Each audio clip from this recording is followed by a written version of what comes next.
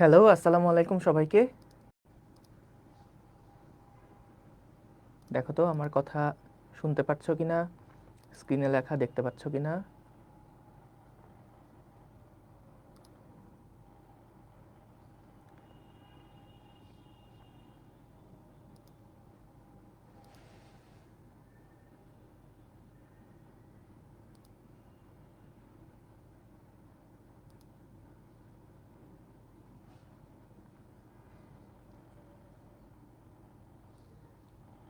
দেখো তো sound clear আছে কিনা, শুনতে পাচ্ছ কিনা, দেখতে পাচ্ছ কিনা একটু জানাও।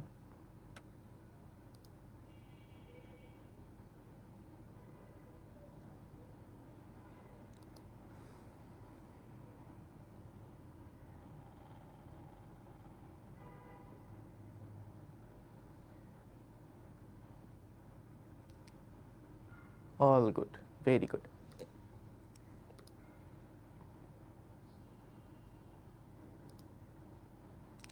ঠিক আছে, আমরা শুরু করব। আসসালামু আলাইকুম সবাইকে। আমাদের ফিজিক্সের যে 2 নাম্বার ক্লাসের রিভিশনটা ছিল, সেখানে আমাদের 4টা অধ্যায় কভার করার কথা ছিল। আমরা 4টা অধ্যায় একবারে না টেনে দুইটা দুইটা করে ভাগ করে নিছিলাম। তো প্রথম দিন আমরা হচ্ছে এর আগের ক্লাসে আর কি আমরা মহাকর্ষ অভিকর্ষ এবং আমাদের যেই পদার্থের গাঠনিক ধর্ম, এই 2টা অধ্যায় আমরা রিভাইজ করছি। আজকের ক্লাসে আমরা পরের 2টা অধ্যায় অর্থাৎ পর্যাবৃত্ত গতি এবং আদর্শ গ্যাস ও গ্যাসের গতিতত্ত্ব, এই 2টা অধ্যায় আমরা এখন রিভাইজ করব। তো বরাবরের মতনই আমাদের হচ্ছে এই অধ্যায়ে যে ফর্মুলাগুলো আছে সেগুলো একবার একটু এক ঝলক দেখে ফেলবো এবং তারপরে কিছু রেলেভেন্ট প্রবলেম আমরা সলভ করে ফেলবো। সো তোমাদের গতকালকে ঢাকা ভার্সিটির রেজাল্ট দিছে, তোমরা অনেকেই হয়তো বা আশানুরূপ রেজাল্ট পাও নাই, আবার অনেকে আশানুরূপ রেজাল্ট পাইছো, অনেকেই হয়তো বা কালকে রেজাল্টের পরে তোমাদের জন্য আর জিএসটি হয়তো আলাদা করে লাগবে না, আবার অনেকে আসো যাদের জিএসটির আলাদা করে প্রিপারেশনটা এখনও লাগবে। সো তোমরা যারা এখনও ধরো কোনো একটা জায়গায় ভর্তি হতে পারো নাই বা চান্স পাও নাই, এটাতে ভাইয়া আপসেট হওয়ার কিচ্ছু নাই। তুমি যত আসলে মন খারাপ করে থাকবা, সময়টা কাজে লাগাবা না, তত কিন্তু চান্স পাওয়ার সম্ভাবনা আসলে কমতে থাকবে। তো এই কারণে চেষ্টা করো নিজেকে, আমি জানি সবার রেজাল্ট দেখে সবার ধরো পোস্ট দেখে হয়তো বা তোমার মন খারাপ হতে পারে বা হবে, এটাই স্বাভাবিক। কিন্তু দিন শেষে আসলে তোমার যে রেজাল্ট সেটা আসলে তোমাকেই কিন্তু বের করে নিয়ে আসতে হবে। কোনো একটা এক্সটার্নাল ফ্যাক্টরের দ্বারা নিজেকে খুব বেশি প্রভাবিত করা যাবে না, যে আমার বন্ধুরা ভালো রেজাল্ট করছে আমি এখনও কোথাও চান্স পেলাম না, বা আমার আব্বু আম্মু এখনও অনেক টেনশন করছে, এরকম ইস্যু আসলে থাকবেই। কিন্তু এই জিনিসগুলোকে চেষ্টা করো যতটা পড়াশোনার দিকে এই এনার্জিটা দেওয়ার জন্য।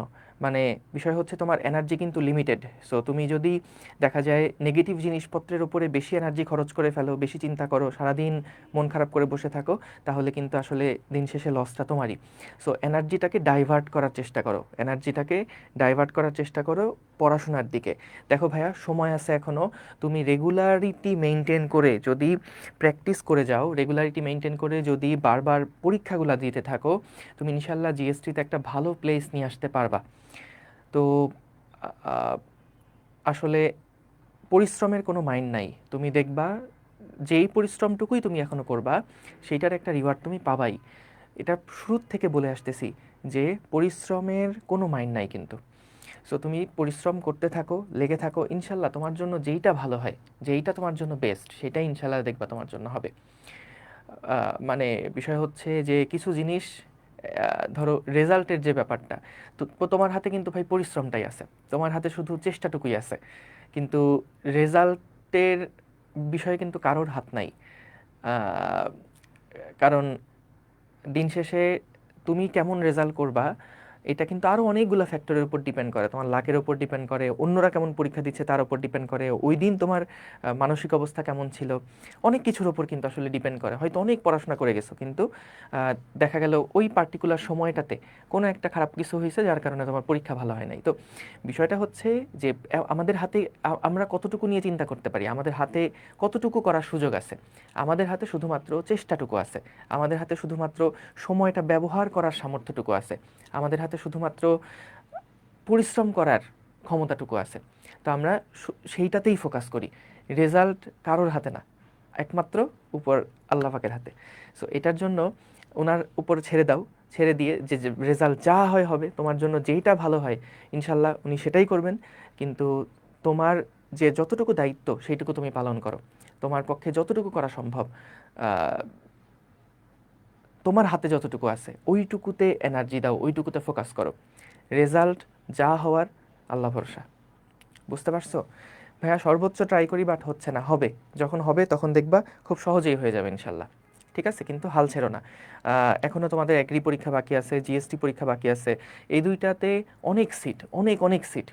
সো এইগুলাতে কিন্তু চান্স পাওয়া তুলনামূলক দেখবা যত সময় যাচ্ছে আরও সহজ হয়ে যাবে। কেন? কারণ অলরেডি অনেকগুলা পরীক্ষা যেহেতু শেষ, সেহেতু অলরেডি দেখা যাবে অনেকেই কিন্তু বিভিন্ন জায়গায় ভর্তি হয়ে থাকবে। বা ধরো যেমন ঢাকা ভার্সিটির পরীক্ষার রেজাল্টে অনেক সিট ফাঁকা হয়ে যাবে, কারণ অনেকেই বুয়েটে চলে যাবে, সিকে রুয়েটে চলে যাবে, অনেকেই মেডিকেলে চলে যাবে, কিন্তু তারাও তো ঢাকা ভার্সিটির পরীক্ষা দিছে। তো দেখা যাবে যে অনেক সিট কিন্তু ঢাকা ভার্সিটি ফাঁকা হবে। ঠিক একইভাবে যারা দেখা যাবে জিএসটিতেও চান্স পাবে, তাদেরও অনেকে কিন্তু ঢাকা ভার্সিটিতে শিফট করে ফেলবে বা বিভিন্ন জায়গাতে শিফট করবে। সো সেক্ষেত্রে জিএসটির সিট যতগুলাই আছে তার থেকে 1.5 গুণ সিট কিন্তু আসলে বেশি থাকবে, কারণ ওই 1.5 গুণের মধ্যেও তোমার যদি পজিশন থাকে তাহলেও দেখা যাবে তুমি ইজিলি ঢুকে পড়তে পারবে। আমি 1.5 গুণ খুব হাতে রেখে বললাম, আরও বেশি হয় নর্মালি, কিন্তু বিষয়টা হচ্ছে যত সময় যাচ্ছে, যতগুলো অ্যাডমিশন টেস্ট পার হচ্ছে, তত কিন্তু সিটগুলা ফিল আপ হয়ে যাচ্ছে। তো আমাদের সামনে যে এগ্রি পরীক্ষা আছে, জিএসটি পরীক্ষা আছে, এগুলাতে বেশিরভাগ দেখবা যে তোমার জন্য মানে একটা সিট ম্যানেজ করা খুব বেশি ইনশাল্লাহ কষ্টকর হবে না। ঠিক আছে, ওকে। সো চলো আমরা তাহলে শুরু করি। ভাই নেগেটিভ মার্ক বেশি হয় এটার জন্য একটু প্র্যাকটিস চালিয়ে যেতে হবে। প্র্যাকটিসটা কেমন? যে তুমি যেটা বলছিলাম এর আগের ক্লাসেও, যে আমাদের একটু প্র্যাকটিস যখন করছো তখন ঘড়ি ধরে প্র্যাকটিস করো, টাইমের মধ্যে দ্রুত সঠিক অ্যান্সার করা। মানে বিষয়টা দেখো, দ্রুত করতে হবে আবার সঠিক অ্যান্সারও দাগাইতে হবে। সো দুইটা কাজ একসাথে করার প্র্যাকটিসটা এই কিছুদিন ধরে করতে হবে। তোমার এতদিনে হয়তো একটা আইডিয়া হয়ে গেছে যে তোমার কোন সাবজেক্টে দুর্বলতা বেশি। যদি এরকম হয় ভাই আমার কেমিস্ট্রিতে দুর্বলতা বেশি, তাহলে ওইটাতে বেশি বেশি ফোকাস করো। কেমিস্ট্রিতে চেষ্টা করো কেমিস্ট্রি রিলেটেড পরীক্ষাগুলো বারবার করে দিতে। কেমিস্ট্রির চ্যাপ্টারগুলো সিলেক্ট করে করে লাগলে আলাদা আলাদা করে মডেল টেস্ট দাও, পরীক্ষা দাও। কিন্তু বেশি বেশি যত বেশি পরীক্ষা দিবা তত দেখবা তোমার জন্য উপকার। আর আরেকটা জিনিস, যদি এরকম হয়ে যায় আবার তোমার জন্য যে ভাই পরীক্ষা দিচ্ছি কিন্তু পারতেছি না কিছু, তার মানে কিন্তু তোমার নলেজে গ্যাপ আছে। তো সেই ক্ষেত্রে চেষ্টা করো পরীক্ষার পরিমাণ দিনে 2টা না দিয়ে 1টা দাও, পরীক্ষা ডেইলি 1টা করে দাও, কিন্তু নলেজের যে গ্যাপটা আছে সেইটা আগে কাভার করো। ধরো তোমার এরকম হয়েছে যে ভাই ফিজিক্সে ফার্স্ট পেপারে 7টা চ্যাপ্টার, 7টা চ্যাপ্টারের মধ্যে আমি আসলে 5টা খুব ভালোভাবে পারি, কিন্তু 2টা রিভাইজ করতে হবে, 2টা অনেক ভুলে গেছি, মানে আগে পড়ছিলাম কিন্তু ভুলে গেছি। তো সেই ক্ষেত্রে ওই 2টার উপরে ফোকাস করো, ওই 2টা আগে ভালোভাবে শেষ করো, তারপরে যাও। ঠিক আছে? আর একদম নতুন ব্র্যান্ড নিউ চ্যাপ্টার, ভাই আগে জীবনে কোনো দিন দেখি নাই এরকম অধ্যায় এখন আর শুরু করার দরকার নাই, ওইটুকু বাদ।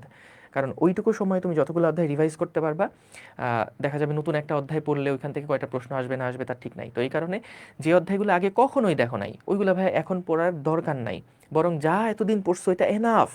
ভাই বিশ্বাস করো, এতদিন ধরে তুমি যা কিছু পড়ছো, ফিজিক্স, কেমিস্ট্রি, ম্যাথ, বায়োলজি, তারপরে তোমাদের বাংলা থাকবে, এই সাবজেক্টগুলা যা পড়ছো এইগুলা তোমার চান্স পাওয়ার জন্যে এনাফ, এনাফ। এখন জাস্ট ওইগুলাই প্রপার টাইমে সঠিক সময় ওগুলা মনে করে আমাদের লিখে আসতে পারা, এটাই হচ্ছে মেইন চ্যালেঞ্জ। জাস্ট ওগুলো মনে করবা, লিখে আসবা।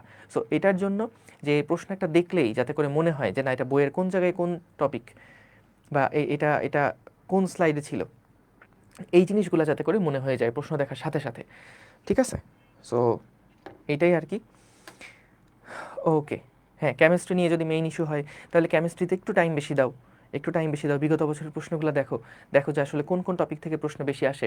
আমাদের ক্লাসগুলো যদি ভালোভাবে করে রাখো, তুমি দেখবা কোন টপিকটা ইম্পর্টেন্ট, এটা ক্লাসের মধ্যেই আমরা বারবার করে বলি, ওই টপিকগুলো থেকে যেন কোনো প্রশ্ন ছুটে না যায়, এটা খেয়াল রাখবা। বুঝছো? এটা খেয়াল রাখবা। নেক্সট জিএসটি আছে, আরইউ আছে। তো যত সব পরীক্ষাগুলো সামনে আসতেছে তত কিন্তু তোমার চান্স পাওয়ার সম্ভাবনা বাড়তেছে, কারণ সময় বেশি পাচ্ছ, 1 নাম্বার, 2 নাম্বার। অলরেডি ধরো অনেক স্টুডেন্ট কিন্তু বিভিন্ন জায়গায় ভর্তি হয়ে গেছে। তো এই ক্ষেত্রে তোমার যে খুব বেশি কম্পিটিশন করে চান্স পাওয়া লাগবে, সিট দখল করা লাগবে, এরকমটা না। আর একটা জায়গায় একটা ভালো একটা ভার্সিটিতে ভর্তি হওয়ার পরে সবার সবার জন্যই নতুন করে শুরু করতে হয় সব কিছু। মানে এরকম না যে কেউ আগে থেকে অনেক বড় একটা অ্যাডভান্টেজ পাচ্ছে।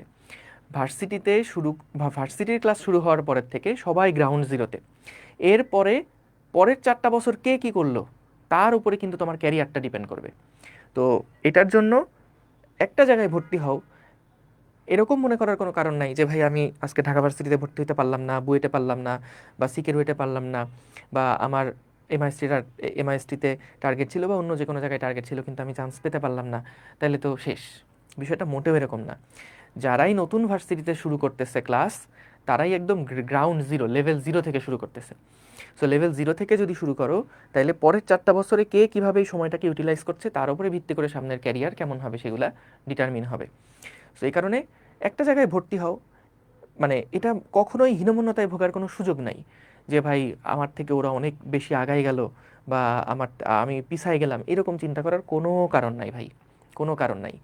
ঠিক আছে, এরকম বহুত ক্যারিয়ারের মানুষ, মানে এরকম বহুত মানুষজন আছে। আমি তো এখন ধরো মোটামুটি আমার ফ্রেন্ড সার্কেলের অবস্থাটা দেখি, যে ধরো আমার ফ্রেন্ড সার্কেলে যারা যারা এক সময় আমরা চিন্তা করতাম যে না ওরা হচ্ছে তোমার হয়তো বা বুয়েটে চান্স পায় নাই, বা হচ্ছে ধরো ঢাকা ভার্সিটিতে চান্স পায় না, এরকম অনেক ফ্রেন্ডরা আছে যারা এখন অনেক ভালো করতেছে, অনেক ভালো করতেছে। কেউ বিজনেস করতেছে, কেউ সরকারি চাকরিতে আছে, কেউ দেশের বাইরে গেছে। সব অপরচুনিটি খোলা থাকে ভাই, সব অপরচুনিটি খোলা থাকে। এটা নিয়ে মন খারাপ করার, টেনশন করার কোনো কারণ নাই। জাস্ট একটা জায়গায় ভর্তি হওয়ার চেষ্টা করতেছো, এটা করো। একটা জায়গায় ভর্তি হও, হওয়ার পরে এরপরে দেখবা সবাই একই জায়গার থেকে শুরু করতেছে। তো এরপরে 4টা বছরে নিজের স্কিলের উপরে ফোকাস রাখবা, যে যেভাবেই হোক না কেন তুমি যাতে করে একজন কর্মক্ষম মানুষ হও, তোমার স্কিলটা যাতে করে কারো না কারো কাজে আসে। তাইলেই দেখবা যে ক্যারিয়ার কোন জায়গা থেকে কোন জায়গায় চলে যাবে ইনশাল্লাহ। ঠিক আছে, তো এগুলা নিয়ে মন খারাপ করার কিচ্ছু নাই। তবে চেষ্টা করো সামনে যেহেতু পরীক্ষাগুলো আছে, পরীক্ষাগুলো যাতে করে একটা প্লেস নিতে পারো, এইটাই আর কি ভাই। ঠিক আছে, এরকম এরকম অনেক ফ্রেন্ডরাও আছে, এরকম অনেক স্টুডেন্টরাও আছে যারা বুয়েটে চান্স পাইছে, কিন্তু চান্স পাওয়ার পরে দেখা গেছে 4টা বছর সেভাবে ইউটিলাইজ করে নাই। ও মনে করছে যে আত্মতুষ্টিতে ভুগছে, যে আরে আমার তো হয়েই গেছে, সব কিছু হয়ে গেছে, কিন্তু দেখা গেছে জবলেস অবস্থায় ঘোরাফেরা করতেছে, এরকম আছে। তো বিষয়টা হচ্ছে যে সামনে ভবিষ্যতে কি আছে এটা আমরা কেউ জানি না, কেউ জানি না। তোমার যতটুকু দায়িত্ব সেইটুকু তুমি পালন করতে থাকো, এরপরে তোমার জন্য যেটা ভালো হয় ইনশাল্লাহ সেইটাই হবে। বুঝতে পারছো? তো এই জন্য এটা নিয়ে হীনমন্যতায় ভোগা বা ধরো একটু নিজেকে ছোট ভাবা এরকম মনে করার দরকার নাই। ঠিক আছে, তুমি তোমার যে দায়িত্ব সেই দায়িত্বর প্রতি নিষ্ঠাবান থাকো, তোমার যেটা দায়িত্ব সেই দায়িত্বটা পালন করো, তাইলেই হবে ইনশাল্লাহ। ঠিক আছে, ওকে, চলো তাইলে আমরা একটু রিভাইজ করে ফেলি অধ্যায়গুলা। সো আমাদের যদি একটু দেখি, প্রথমে আসো পর্যাবৃত্ত গতি। সো পর্যাবৃত্ত গতিতে যে ফর্মুলাগুলো ছিল সেগুলো আমরা একটু ছোট করে লিখে ফেলি। দেখো, প্রথমে ছিল একটা সরলছন্দিতে স্পন্দনরত কণা, মনে করো এখানে একটা কণা, সেই কণাটা উপরে নিচে স্পন্দিত হচ্ছে। সো যে কোনো একটা মুহূর্তে কণাটা মনে করো সাম্যাবস্থান থেকে ওয়াই পজিশনে আছে, তাহলে এই ওয়াই সমান সমান আমরা লিখতে পারি কি বলতো? ওয়াই সমান সমান লিখতে পারি এ sine omega t plus delta. কার পরিচয় কি? এ মানে হচ্ছে ছিল বিস্তার, বিস্তার মানে কি? যে কোনো একদিকে সর্বোচ্চ যেই সরণ সেইটা। ওমেগা টি প্লাস ডেল্টা, এটার মানে কি? এটাকে আমরা বলি দশা। তারপরে এই যে ডেল্টা, শুধু ডেল্টা, এই শুধু ডেল্টাকে আমরা বলি কি? এটাকে বলি হচ্ছে আদি দশা, এটাকে বলি আদি দশা। ওমেগা যেটা আছে, যে ওমেগা যেটা আছে, ওমেগাটাকে আমরা কি বলি? ওমেগাটাকে আমরা বলি হচ্ছে কৌণিক কম্পাঙ্ক। ওমেগাটাকে আমরা বলি হচ্ছে কৌণিক কম্পাঙ্ক। ঠিক আছে, কৌণিক কম্পাঙ্ক। সো এটা গেল ওয়াই এর ফর্মুলা। আমরা যদি এইটাকে একবার ডিফারেন্সিয়েট করি সময়ের সাপেক্ষে, এই ওয়াই সরণটাকে যদি আমরা সময়ের সাপেক্ষে একবার ডিফারেন্সিয়েট করি, তাহলে আমরা যে কোনো একটা নির্দিষ্ট মুহূর্তে বেগ পাই। তাহলে এটা কি হবে? ডিফারেন্সিয়েট করলে ওমেগাটা সামনে চলে আসবে, ওমেগা এ cause omega t plus delta. এবং যদি আমরা ভিকে আরেকবার ডিফারেন্সিয়েট করি, তাহলে কিন্তু আমরা যে কোনো মুহূর্তে কণাটার ত্বরণ পাই। সো এটা হচ্ছে মাইনাস ওমেগা স্কোয়ার এ sine omega t plus delta. এই পার্টটাকে আমরা কিন্তু আবার সরণ বলতে পারি, তাহলে মাইনাস ওমেগা স্কোয়ার ওয়াই। এটা হচ্ছে সরণের সাথে ত্বরণের সম্পর্ক। আর সরণের সাথে বেগের সম্পর্ক কেমন? সরণের সাথে বেগের ফর্মুলা কি ছিল? ভি সমান সমান omega square root of A square minus Y square. এবং আমরা যদি দেখি ভি ম্যাক্স, ম্যাক্সিমাম বেগ কখন পাওয়া যাবে? ম্যাক্সিমাম বেগ কখন পাওয়া যাবে? যখন ওয়াই এর মান শূন্য। ওয়াই এর মান শূন্য মানে কি? যখন কণাটা সাম্যাবস্থায় আছে। যখন কণাটা সাম্যাবস্থায় আছে তখনকার ভি সমান সমান হচ্ছে ওমেগা ইন্টু এ। এবার আসো ভি মিনিমাম। সো আমরা ভি মিনিমাম কখন পাবো?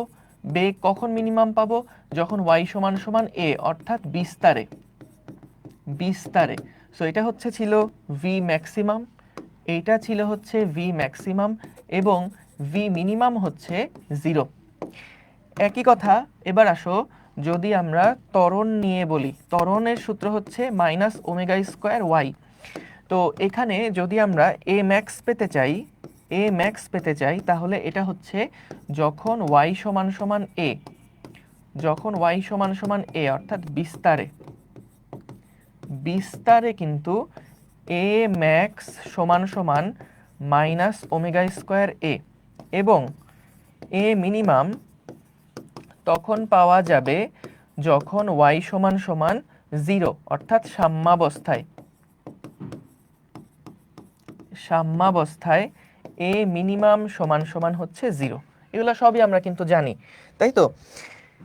এখন দেখো একটু ছোট করে যদি গ্রাফটা দেখাই দিই যে আমাদের এই এ ভার্সেস এক্স এর গ্রাফটা কেমন হয়। এ ভার্সেস এক্স এর গ্রাফটা কেমন হয়? ধরো এইদিকে আছে হচ্ছে আমাদের সরণ বা হ্যাঁ সরণ, আর এদিকে আছে হচ্ছে আমাদের ত্বরণ। তো সেই ক্ষেত্রে এটা একটা মূলবিন্দুগামী সরলরেখা, দেখতে পাচ্ছ এটা একটা মূলবিন্দুগামী সরলরেখা, যেখানে এই ভ্যালুটা হচ্ছে গিয়ে প্লাস এ, যেখানে এই ভ্যালুটা হচ্ছে গিয়ে প্লাস এ, যেখানে এই ভ্যালুটা হচ্ছে গিয়ে প্লাস এ, এটা হচ্ছে মাইনাস এ, এই পার্টটা হচ্ছে ওমেগা স্কোয়ার এ, আর এইটা হচ্ছে প্লাস ওমেগা স্কোয়ার এ। ঠিক আছে, তাহলে আমরা হচ্ছে এখান থেকে ম্যাক্সিমাম মান কত, মিনিমাম মান কত, ত্বরণের ক্ষেত্রে ফর্মুলা কি, সেগুলো আমরা দেখে ফেললাম। ঠিক আছে, ওকে। এইবার আসো আমরা বেগের সাথে সরণের সম্পর্কটা কি এটা একটু দেখে ফেলি। বেগের সাথে সরণের সম্পর্কটা হয় এরকম একটা উপবৃত্তাকার, এইরকম একটা উপবৃত্তাকার গ্রাফ এর মতন হয়, যেখানে এদিক বরাবর আছে হচ্ছে ভি, এদিক বরাবর আছে হচ্ছে এক্স, এটা হচ্ছে প্লাস এ, এইটা হচ্ছে মাইনাস এ, এবং এইটা হচ্ছে ওমেগা এ, আর এই পাশে হচ্ছে মাইনাস ওমেগা এ। তাহলে এটা হলো ভি ভার্সেস এক্স এর গ্রাফ, এটা হচ্ছে এ ভার্সেস এক্স এর গ্রাফ, তাই তো? সো আমরা এগুলা কিন্তু জানি, এগুলা দেখেছি। Very good. চলো, এই সূত্র কি সব নতুন নতুন লাগছে না আগে পড়ছো? বলো তো, সূত্র কি এগুলো সব নতুন নতুন লাগছে নাকি আগে পড়েছো? বলো। ত্বরণ মাইনাস বলতে কি মিন করে? দেখো এখানে ত্বরণের প্লাস বা মাইনাস এটা সম্পূর্ণভাবে দিক নির্দেশ করে। দিক, ত্বরণের দিক সবসময় সাম্যাবস্থানের দিকে এবং সরণের বিপরীত দিকে সবসময়। সরণ হিসাব করা হয় সাম্যাবস্থান থেকে। তাহলে চিন্তা করো, ধরো একটা স্প্রিং, এখানে একটা ম্যাস আছে, এই স্প্রিংটাকে টান দিলাম, ম্যাসটা এখানে চলে গেল, ভরটা এখানে চলে গেল। সরণ হিসাব হয় সবসময় সাম্যাবস্থান থেকে এই দিকে। তাহলে সরণ সবসময় দেখো সাম্যাবস্থান থেকে বাইরের দিকে, আর ত্বরণ সবসময় সাম্যাবস্থানের দিকে। সো সরণের দিকটা যা হবে, ত্বরণের দিকটা হবে তার উল্টা দিকে। সো তুমি যখন এক্স এর মানটা পজিটিভ বসাবা তখন, এক্স এর মানটা পজিটিভ বসাবা তখন এটা হবে নেগেটিভ, যখন এক্স এর মান নেগেটিভ হবে তখন ত্বরণ হবে পজিটিভ। আশা করি বুঝতে পারছো। যাক, এগুলা সবকিছুই তোমরা জানো। এইবার আসো আমরা একটু দেখি পর্যায়কালের কিছু সমীকরণ আছে, যেমন স্প্রিং এর পর্যায়কাল। স্প্রিং এর পর্যায়কাল টি সমান সমান কি ছিল? টি সমান সমান কি ছিল? 2 pi root over M by K. Omega সমান সমান আমরা লিখতে পারি root over K by M. Omega হচ্ছে কৌণিক কম্পাঙ্ক, কে হচ্ছে স্প্রিং কনস্ট্যান্ট, এম হচ্ছে ওটার ভর, তাই তো? তারপর দেখো সরল দোলকের জন্য কি ছিল পর্যায়কালের সূত্র? সরল দোলকের T টি সমান সমান হচ্ছে 2π√L divided by G, 2π√L divided by G. ঠিক আছে, ঠিক আছে, ঠিক আছে, ওকে। এখন দেখো সরল দোলকের ক্ষেত্রে আমরা কিন্তু ধরো এই অধ্যায়টার সাথে এই টপিকটার সাথে মহাকর্ষের অনেক বেশি রিলেশন আছে। যেমন মনে করো একটা পাহাড় আছে আমাদের কাছে, এই পাহাড়ের একদম তলদেশে আমরা একটা সরল দোলক নিয়ে তার পর্যায়কাল পরিমাপ করলাম টি, এবং যখন আমরা এর উপরে চলে গেছি, পাহাড়ের উপরে চলে গেছি, পাহাড়টা হচ্ছে ভূপৃষ্ঠ থেকে এই উচ্চতায় আছে, তখন এটার পর্যায়কাল মনে করলাম টি প্রাইম। দুইটার কার্যকরী দৈর্ঘ্য এল এর মান সেম, তাহলে সেক্ষেত্রে দেখো টি সমান সমান আমরা এভাবে লিখতে পারি যে T divided by T prime বা টি প্রাইম বাই টি, এটা সমান সমান হবে square root of G divided by G prime. কীভাবে আসলো আশা করি বুঝছো। টি প্রাইমের জায়গায় জাস্ট জি প্রাইম হবে, টি এর জায়গায় জি হবে, দুইটার এল কিন্তু সেম, তাই একটাকে আরেকটা দিয়ে যদি ভাগ দিই তাহলে এরকম একটা ফরম্যাট আসছে।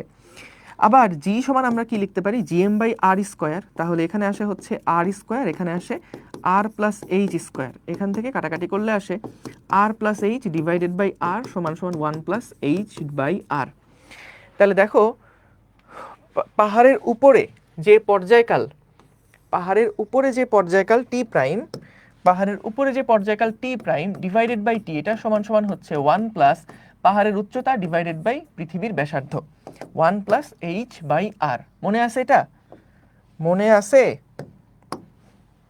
আশা করি মনে আছে। গুড, পড়েছি আগে, ভেরি গুড। এবার আসো, যদি আমরা, এটা গেল উচ্চতার জন্য এইচ উচ্চতায়, এবার আসো ডি গভীরতায়।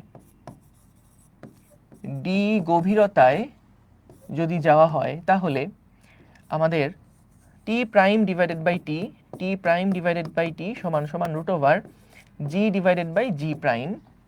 তো এখান থেকে আমরা কি পাই দেখো, আমরা গভীরতার ক্ষেত্রে ধরো ডি গভীরতায় কোনো একটা পয়েন্টে আমাকে যদি জি প্রাইম হিসাব করতে হয়, তাহলে এটার ফর্মুলা কি ছিল, মাইনাস ডি বাই আর, তাই না? 1 মাইনাস ডি বাই আর, যতটুকু গভীরতায় নামছি ডিভাইডেড বাই আর।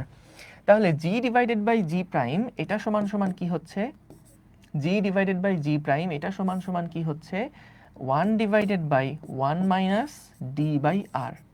তাহলে এখান থেকে কিন্তু আমরা টি প্রাইম বাই টি এটা হিসাব করে ফেলতে পারবো। ঠিক আছে, এইটা হিসাব করে ফেলতে পারবো।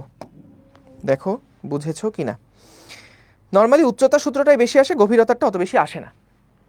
এবার আসো আমরা যদি সেকেন্ড দোলকের কথা বলি, সেকেন্ড দোলক, বলো তো ভাইয়া সেকেন্ড দোলকের পর্যায়কাল কত? 1 সেকেন্ড। সেকেন্ড দোলকের পর্যায়কাল কত বলো তো? সেকেন্ড দোলকের পর্যায়কাল কত? সন্তোষ রয়, এহসান, রিশাদ, ভেরি গুড। সেকেন্ড দোলকের পর্যায়কাল হচ্ছে 2 সেকেন্ড। অর্থাৎ মনে করো আমরা একটা সরল দোলক নিলাম, এই সরল দোলকটা এক পাশ থেকে আরেক পাশে যেতে তার সময় লাগে 1 সেকেন্ড, এবং আরেক পাশ থেকে আরেক পাশে আসতে সময় লাগে 1 সেকেন্ড। তাহলে টোটাল পূর্বের অবস্থানে ফেরত আসতে তার টোটাল সময় লাগছে 1 আর 1 2 সেকেন্ড, তাই তো? তাইলে এখান থেকে দেখো, যদি আমরা একটা দিনে কতটা সেকেন্ড হিসাব করি, এক দিন মানে কত সেকেন্ড বলো তো?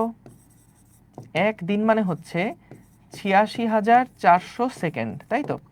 তাহলে দেখো তার কিন্তু আইডিয়ালি 86,400টি অর্ধদোলন দেওয়ার কথা। 86,400টি অর্ধদোলন দিবে কত সেকেন্ডে? 86,400 সেকেন্ডে, তাই তো? অর্ধদোলন মানে তো বুঝছো, এক পাশ থেকে এক পাশে যাওয়া, এটাকে বলছি অর্ধদোলন।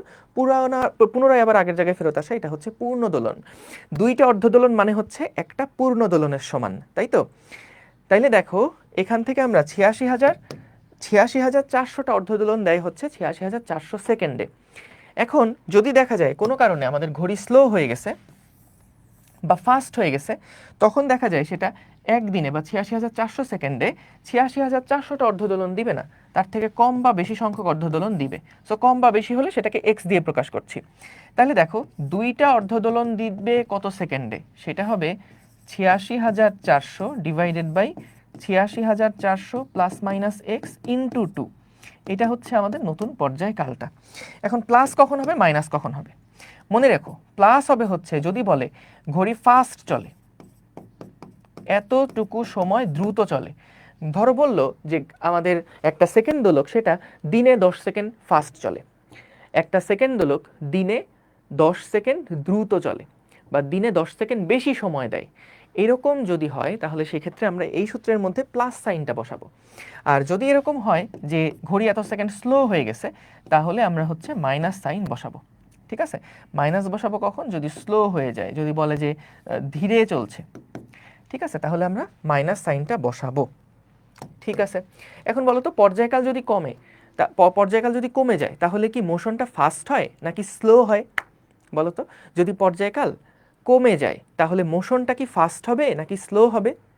পর্যায়কাল যদি কমে যায়, গুড, এহসান রশিদ, জাকারিয়া ইসলাম, ভেরি গুড, সন্তোষ রয়। দেখো, যদি টি এর মান কমে যায় তার মানে কিন্তু কম সময়ে সে আবার আগের জায়গায় ফেরত আসছে, তার মোশনটা কিন্তু ফাস্ট হয়ে গেছে, এবং ফাস্ট হয়ে গেলে সে দিনে কিন্তু 86,400টা অর্ধদোলন দিবে না, তার থেকে বেশি অর্ধদোলন দিবে।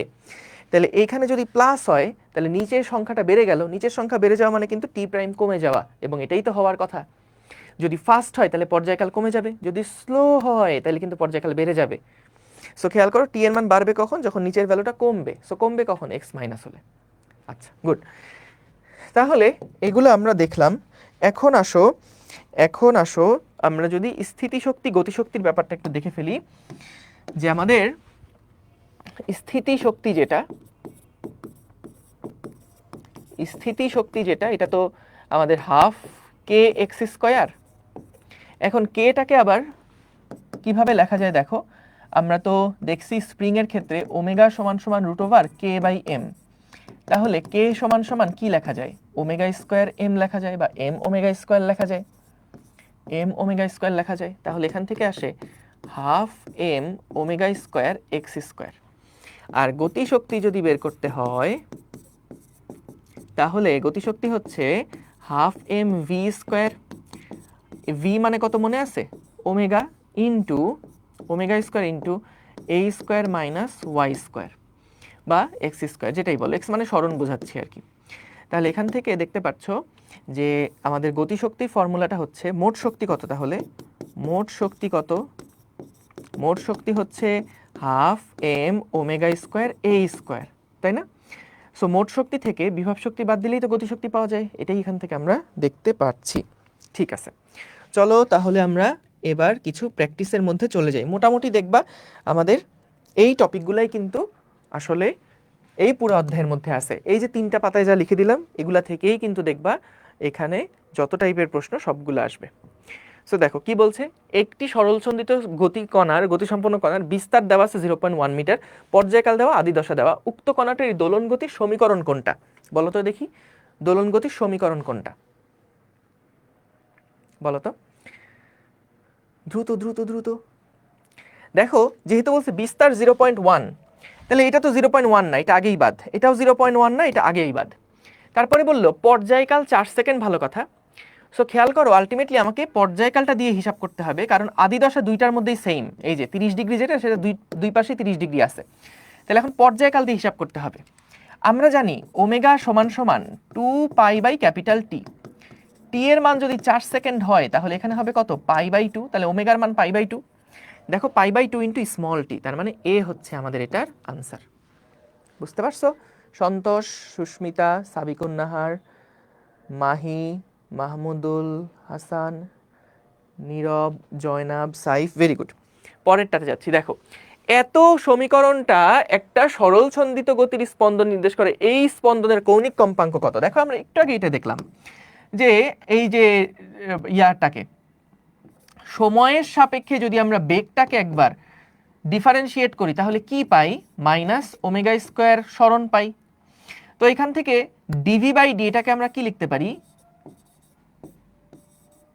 এই যে double differentiation of x plus omega square x, এটাকে এক্স হিসেবে যদি লিখি আর কি, ওমেগা স্কয়ার এক্স সমান সমান 0। তাহলে এখান থেকে খেয়াল করো, এইটার সাথে যে সহগটা আছে এখানে তো সেই সহগটা নাই। তাহলে এটাকে আমি পুরাটাকে 3 দিয়ে ভাগ করব। তাহলে এই সমীকরণটাকে যদি 3 দিয়ে ভাগ করি তাহলে এরকম লেখা যায় d2x by dt square plus 9x 3 নং 27 সমান সমান 0। তাহলে ভাইয়া বলো তো, এইটার সাথে এটাকে যদি রিলেট করো তাহলে ওমেগা স্কয়ারটা কি আসলে 9 এর মান না? তাহলে ওমেগা স্কয়ার সমান সমান যদি 9 হয়, ওমেগার মান হচ্ছে 3, অর্থাৎ কৌণিক কম্পাঙ্ক হচ্ছে 3 একক, 3 রেডিয়ান পার সেকেন্ড। কোথায় আছে এটা? 3 radian per second. Very good, very good. এই তো পারতেছো তো, সবই তো পারো রে ভাই, সবই তো পারো। তুমি দেখবা, যেটা বলতেছিলাম আমি, তোমার বইয়ে যে টপিক আছে, যে কন্টেন্ট আছে, এই কন্টেন্টের ভাই 95% তুমি পারো। তুমি আগে পড়ছো, আগে পড়া আছে, পারো, যে কোনো সময় জিজ্ঞেস করলে তুমি পারবা। কিন্তু জাস্ট পরীক্ষার সময় তো আর একটা চ্যাপ্টার থেকে প্রশ্ন আসবে না। পরীক্ষার সময় পুরা বই, first paper, second paper, chemistry first, chemistry second, math first, math second, biology first, বা সবগুলো বইয়ের থেকে যখন প্রশ্ন আসবে, তখন ওই চ্যাপ্টার টু চ্যাপ্টার ব্রেইনটাকে শিফট করার জন্য কিন্তু একটু প্র্যাকটিসের দরকার হয়। সো এই কারণে বারবার করে এখন প্র্যাকটিস করো, যে তুমি দেখবা মানে বেশিরভাগ জিনিস তুমি পারো, তোমার জানা আছে, জাস্ট পরীক্ষার হলে ইমপ্লিমেন্ট করে আসতে হবে, আর কিচ্ছু না। সব পারো তুমি, সব পারো। তুমি দেখো, নোট খাতা খুলে দেখো কোন জিনিসটা পারো না। প্রত্যেকটা জিনিস তোমার জানা আছে। আমি চ্যালেঞ্জ করলাম, দেখো যেগুলা তুমি আগে একবার পড়ছো, জাস্ট একবার একটু রিভাইজ করো, একবার একটু বইটা খোলো বা নোট খাতাটা খোলো, দেখো সব জিনিস তোমার আগে পড়া আছে, তুমি জানো, পারো। হয়তো ওই যে পড়তে বসতেই ইচ্ছা করতেছে না, এতদিন এত কষ্ট করলাম, হয়তো রেজাল্ট আসানোর পাশে নাই, এই কারণে হচ্ছে ভাই পড়তে বসতে ইচ্ছা করতেছে না, আর কত পড়বো। কিন্তু যেটা বললাম, তোমার রেজাল্ট নিয়ে চিন্তা করা তোমার দায়িত্ব না। তোমার দায়িত্ব পড়াশোনা ঠিকঠাক মতন করতেছো কিনা, তোমার দায়িত্ব সময়টাকে নষ্ট না করা, এই দায়িত্বটা ফুলফিল করো। রেজাল্ট কী হবে না হবে, যেখানে খুশি সেখানে যাক, এইগুলো নিয়ে তো প্যারা খাও না। কিন্তু টার্গেট রাখো যে আমি আজকে দিনের কোনো ঘন্টা, কোনো একটা সেকেন্ড নষ্ট করব না, কোনো একটা মিনিট, কোনো একটা সেকেন্ড আমি দিনে নষ্ট করব না। 100% এফোর্ট দিতে থাকবো, এরপরে হইলে হবে, না হইলে না হবে, এত প্যারা নেই, আর কিছু নেই। বুঝতে পারছো? একদম রিল্যাক্স থাকো, রিল্যাক্স থাকো, রিল্যাক্সভাবে চিল মাইন্ডে পরীক্ষা দিয়ে আসবা। কিন্তু ওই যে জাতে মাতাল তালে ঠিক, এরকম একটা কথা আছে না, এটা ঠিক রাখতে হবে। চিল মোডে থাকবা ঠিক আছে, কিন্তু সব পড়াশোনা কইরা তারপর চিল মোডে থাকবা। সব পড়াশোনা করে তারপর পরীক্ষার হলে যাবা, একদম হাইয়েস্ট লেভেল অফ প্রিপারেশন নিয়ে তারপরে এক্সাম হলে বসবা। এরপরে ভাই হইলে হবে, না হইলে তোমার আর কিছু করার আছে? কিচ্ছু করার নেই। তো এই জন্য রেজাল্ট কী হবে এটা নিয়ে টেনশন একদম ঝেড়ে ফেলো। রেজাল্ট যা খুশি তাই হোক, ওইটা নিয়ে তোমার কোনো হাত নাই আসলে। তোমার যেখানে কাজ করার সুযোগ আছে সেইখানে কাজ করো। ডান। এবার আসো পরেরটাতে যাই। সরল ছন্দিত গতিতে স্পন্দনরত দুইটা কণার সরণ দেওয়া আছে এত এবং এত, যে কোনো সময় এদের মধ্যে দশা পার্থক্য কত হবে বলো তো? দশা পার্থক্য কি? আমরা দশা দেখছিলাম না, ত্রিকোণমিতিক অনুপাতের ভিতরে যেই ইয়াটা থাকে, কোণটা থাকে, সেই কোণটা হচ্ছে আমাদের দশা। তাহলে দশা পার্থক্য, সাব্বাস। এই যে কি রে ভাই, তুখর পোলাপান, তা পারবি না কেন তোরা?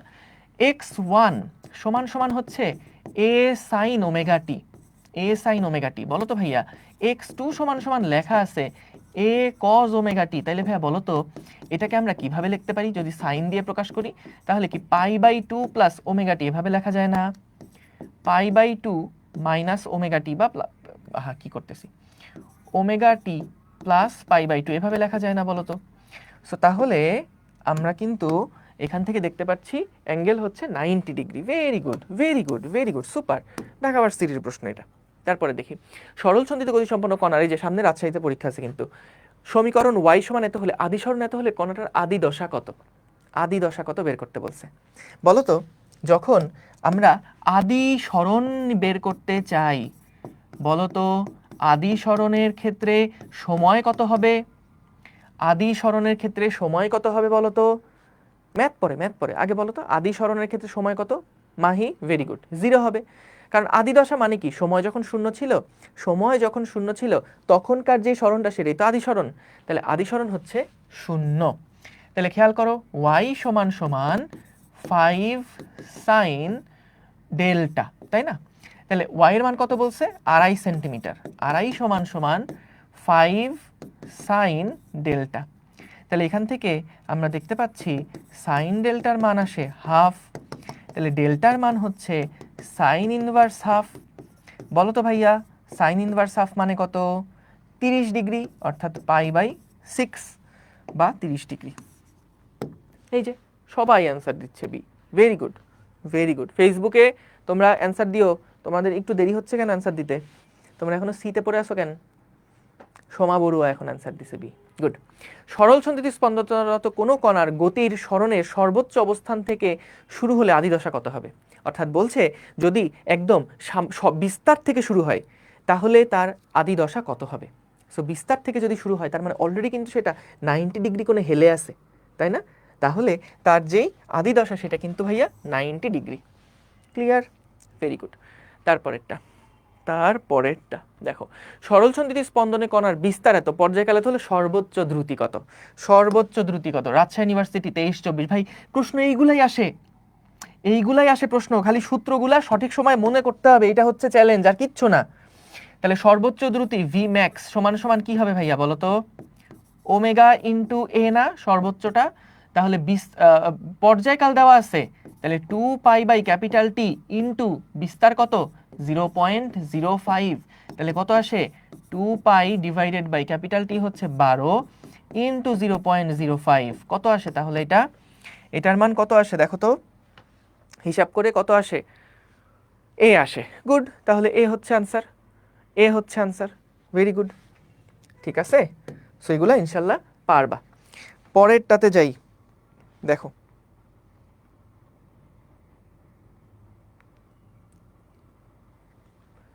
সরল দোল গতি সম্পন্ন একটা কণার বিস্তার দেওয়া আছে, কম্পাঙ্ক দেওয়া আছে, সর্বোচ্চ দ্রুতি কত হবে নির্ণয় করো। তাইলে ভাইয়া কম্পাঙ্ক যদি দেওয়া থাকে, হার যে দেওয়া থাকে, তাহলে এখান থেকে আমরা কি ওমেগা বের করতে পারবো না?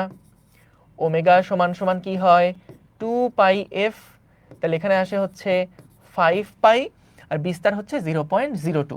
তাহলে এখান থেকে সর্বোচ্চ দ্রুতি যেহেতু বের করতে বলেছে, ভি ম্যাক্স সমান সমান ওমেগা ইন্টু এ, ওমেগা হচ্ছে 5π আর বিস্তার হচ্ছে 0.02। ঠিক আছে, তাহলে দেখবা হিসাব করে কত আসে। ডি আসছে অ্যান্সার। ঠিক আছে, ভেরি গুড। ডি আসলে ডি হবে, কোনো অসুবিধা নাই। ঠিক আছে, কারণ 5 ইন্টু 0.02 এটার মান তো 0.1 পাই, তাই না? দেখো এই যে 5 ইন্টু 0.02 এইটা মানে কত? 5 দুগুণে 10, তাহলে 0.1 পাই, মানে 3.1416, 0.1 দিয়ে গুণ দিলে কত হবে? 0.314, এরকম টাইপের কিছু একটা। ঠিক আছে, গেল। পরেরটা যাচ্ছি। একটা স্প্রিং ব্লক সিস্টেম সরলসন্ধিত গতিতে স্পন্দিত হয়, যদি ব্লকটির ভর এবং বিস্তার দ্বিগুণ করা হয় তবে এর সর্বোচ্চ গতি কত গুণ পরিবর্তিত হবে? কি বললো? ব্লকটার ভর এবং বিস্তার যদি দ্বিগুণ করা হয় তবে এর সর্বোচ্চ গতি কত গুণ পরিবর্তিত হবে।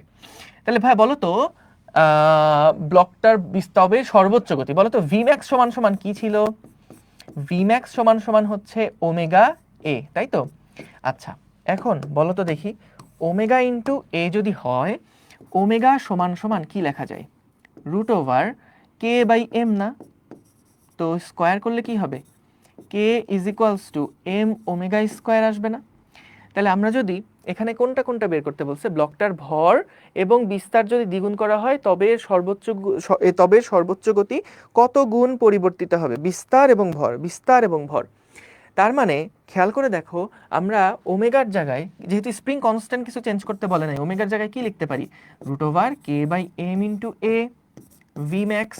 তাহলে এবার একটু মনে মনে হিসাব করো, দেখো যে আমাদের যদি বিস্তারটা দ্বিগুণ করা হয় তাহলে কিন্তু ভি ম্যাক্সটা দ্বিগুণ হবে, আবার যদি ভর দ্বিগুণ করা হয়, তার মানে এটাকে যদি দ্বিগুণ করা হয় তাহলে কিন্তু রুট টুটা গুণ বাইরে আসবে।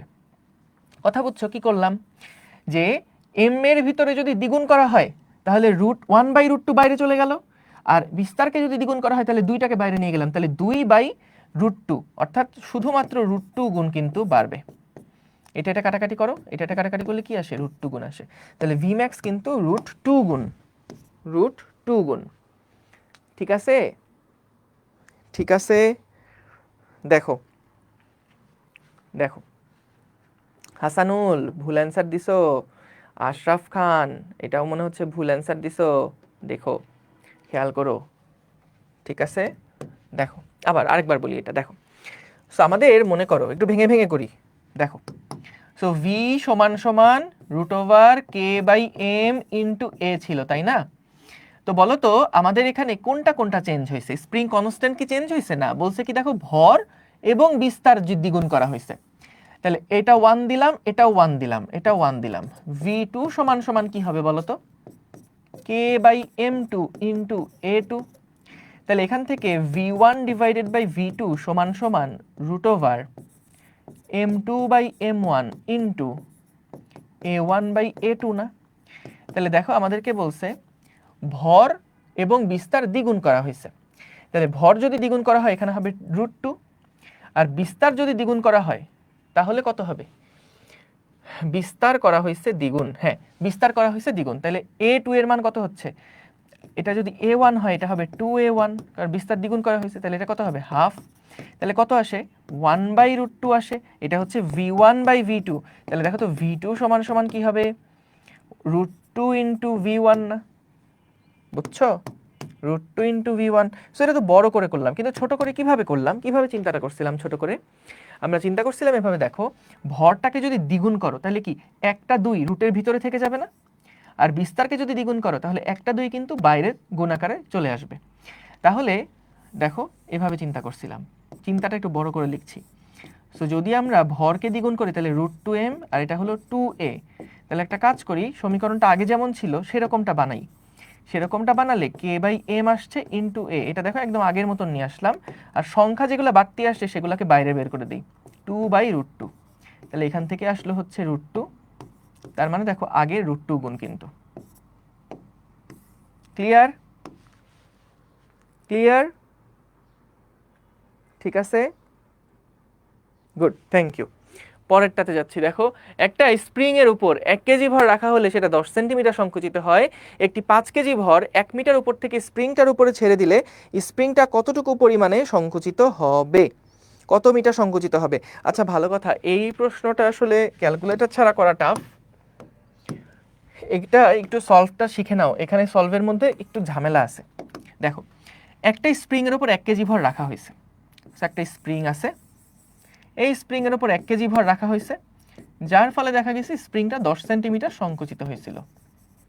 10 সেন্টিমিটার মানে কত? 0.1 মিটার। তাহলে দেখো mg সমান সমান kx, 1 কেজি ভর যেহেতু নিছিলাম তাহলে এটা হলো k এর মান কত হয়?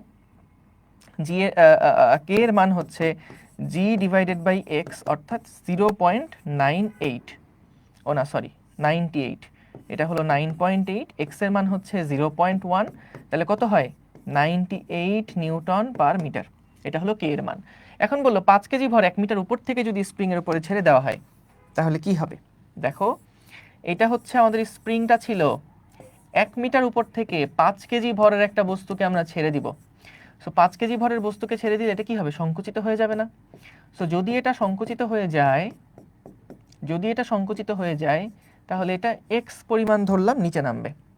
তাহলে বলো তো এটা হচ্ছে আমাদের গ্রাউন্ড, এই গ্রাউন্ড থেকে বস্তুটা কত উচ্চতায় আছে? mg ইন্টু x+1 মিটার উচ্চতায় আছে, এটা হলো তার বিভব শক্তি। এই সম্পূর্ণ বিভব শক্তিটা দিয়ে কি হবে? স্প্রিংটা হাফ kx² পরিমাণ বিভব শক্তি অর্জন করবে। তাহলে এখান থেকে সমীকরণটা সমাধান করে আমাদেরকে x এর মানটা কত এইটা বের করে ফেলাটাই মেইন কাজ। বুঝতে পারছো? এটা বের করে ফেলাটাই মেইন কাজ। এখন এটা 2013-14 সালে আসা প্রশ্ন। সো সেই সময় আসলে ক্যালকুলেটর ইউজ করা যেত, এটা আমাদের সময়কার প্রশ্ন, যদিও আমি সাস্টে পরীক্ষা দেই নাই, কিন্তু আমাদের সময়কার প্রশ্ন এটা হচ্ছে। তখন ক্যালকুলেটর ইউজ করা যেত, সো তখন এটা ইজিলি বের করা সম্ভব কিন্তু, ঠিক আছে। কিন্তু আমাদের হচ্ছে এটা নর্মাল যদি তোমার ইয়াতে আসে, কি বলে, যদি এমসিকিউতে আসে তাহলে হয়তোবা এই যে বলে দিবে এক্স এর মান, সেখান থেকে এম এর মানটা বের করতে হবে। কিন্তু এই কনসেপ্টটা খেয়াল রেখো, এই জায়গাতে ছোট্ট ছোট্ট কিছু ভুল হয়ে যায়। অনেকে কি করে, এই mgh সমান সমান লিখে দেয় হাফ কেক্স স্কোয়ার, কিন্তু mgh সমান সমান হাফ কেক্স স্কোয়ার না, mg ইন্টু এই 1 প্লাস এক্স, এই পুরাটা সহ কিন্তু ওর মধ্যে একটা বিভব শক্তি জমা ছিল। তুমি খেয়াল করো তো, বিভব শক্তি কোত্থেকে হিসাব করতে হয়? গ্রাউন্ড থেকে। কিন্তু আমরা গ্রাউন্ড থেকে হিসাব না করে সবসময় হিসাব করব বস্তুটা তার গতিপথে সবচেয়ে নিচে যেই জায়গায় থাকা সম্ভব সেই জায়গাটাকে আমরা গ্রাউন্ড চিন্তা করব। তাহলে বস্তুটা সবচেয়ে নিচে কোন জায়গায় নামছে? এই জায়গাতে নামছে, তাহলে এটা হচ্ছে তার গ্রাউন্ড। এখান থেকে বলতো বস্তুটা কত উচ্চতায় আছে? x+1 মিটার উচ্চতায় আছে। তাহলে এখানে তার বিভব শক্তি কত জমা? mg into x+1। ক্লিয়ার? এইখানে তার এটুকু বিভব শক্তি আছে। এখন বলো তো যখন এটা স্প্রিংকে সংকুচিত করে সম্পূর্ণ স্থির হয়ে গেল, একদম এই জায়গাতে নেমে গেল, তখন সম্পূর্ণ বিভব শক্তিটা, সম্পূর্ণ মহাকর্ষীয় বিভব শক্তিটা কি স্প্রিংয়ের বিভব শক্তিতে রূপান্তরিত হলো না? তাহলে স্প্রিং কতটুকু সংকুচিত হয়েছে? এক্স পরিমাণ। তাহলে যতটুকু বিভব শক্তি বস্তুর ছিল সেটাই কিন্তু স্প্রিংয়ের বিভব শক্তি হিসেবে জমা হলো। ঠিক আছে? ঠিক আছে, ডান, ওকে, গুড, থ্যাংক ইউ। তাহলে এখান থেকে আমরা এক্স এর মানটা বের করে ফেলবো। ক্লিয়ার? গেল। পরেরটাতে যাচ্ছি। কি বললো দেখো, একটা ভরহীন স্প্রিং এর এক প্রান্ত দৃঢ়ভাবে আটকে রেখে অপর প্রান্তে 500 গ্রাম ভর ঝুলিয়ে একটু টেনে ছেড়ে দেওয়া হলো। স্প্রিং ধ্রুবক যদি 200 নিউটন পার মিটার হয় তাহলে এর কম্পাঙ্ক কত হবে নির্ণয় করো। তাহলে ভাইয়া দেখো কি বলছে, কম্পাঙ্ক বের করতে বলছে। আমরা জানি ওমেগা সমান সমান কি লেখা যায়, ওমেগা সমান সমান লেখা যায় √k/m, তাই তো, k/m। তাহলে বলো তো এটা মানে হচ্ছে 2πf সমান সমান √k/m। বলছে কম্পাঙ্ক বের করতে, কম্পাঙ্ক হচ্ছে 1/2π √k/m।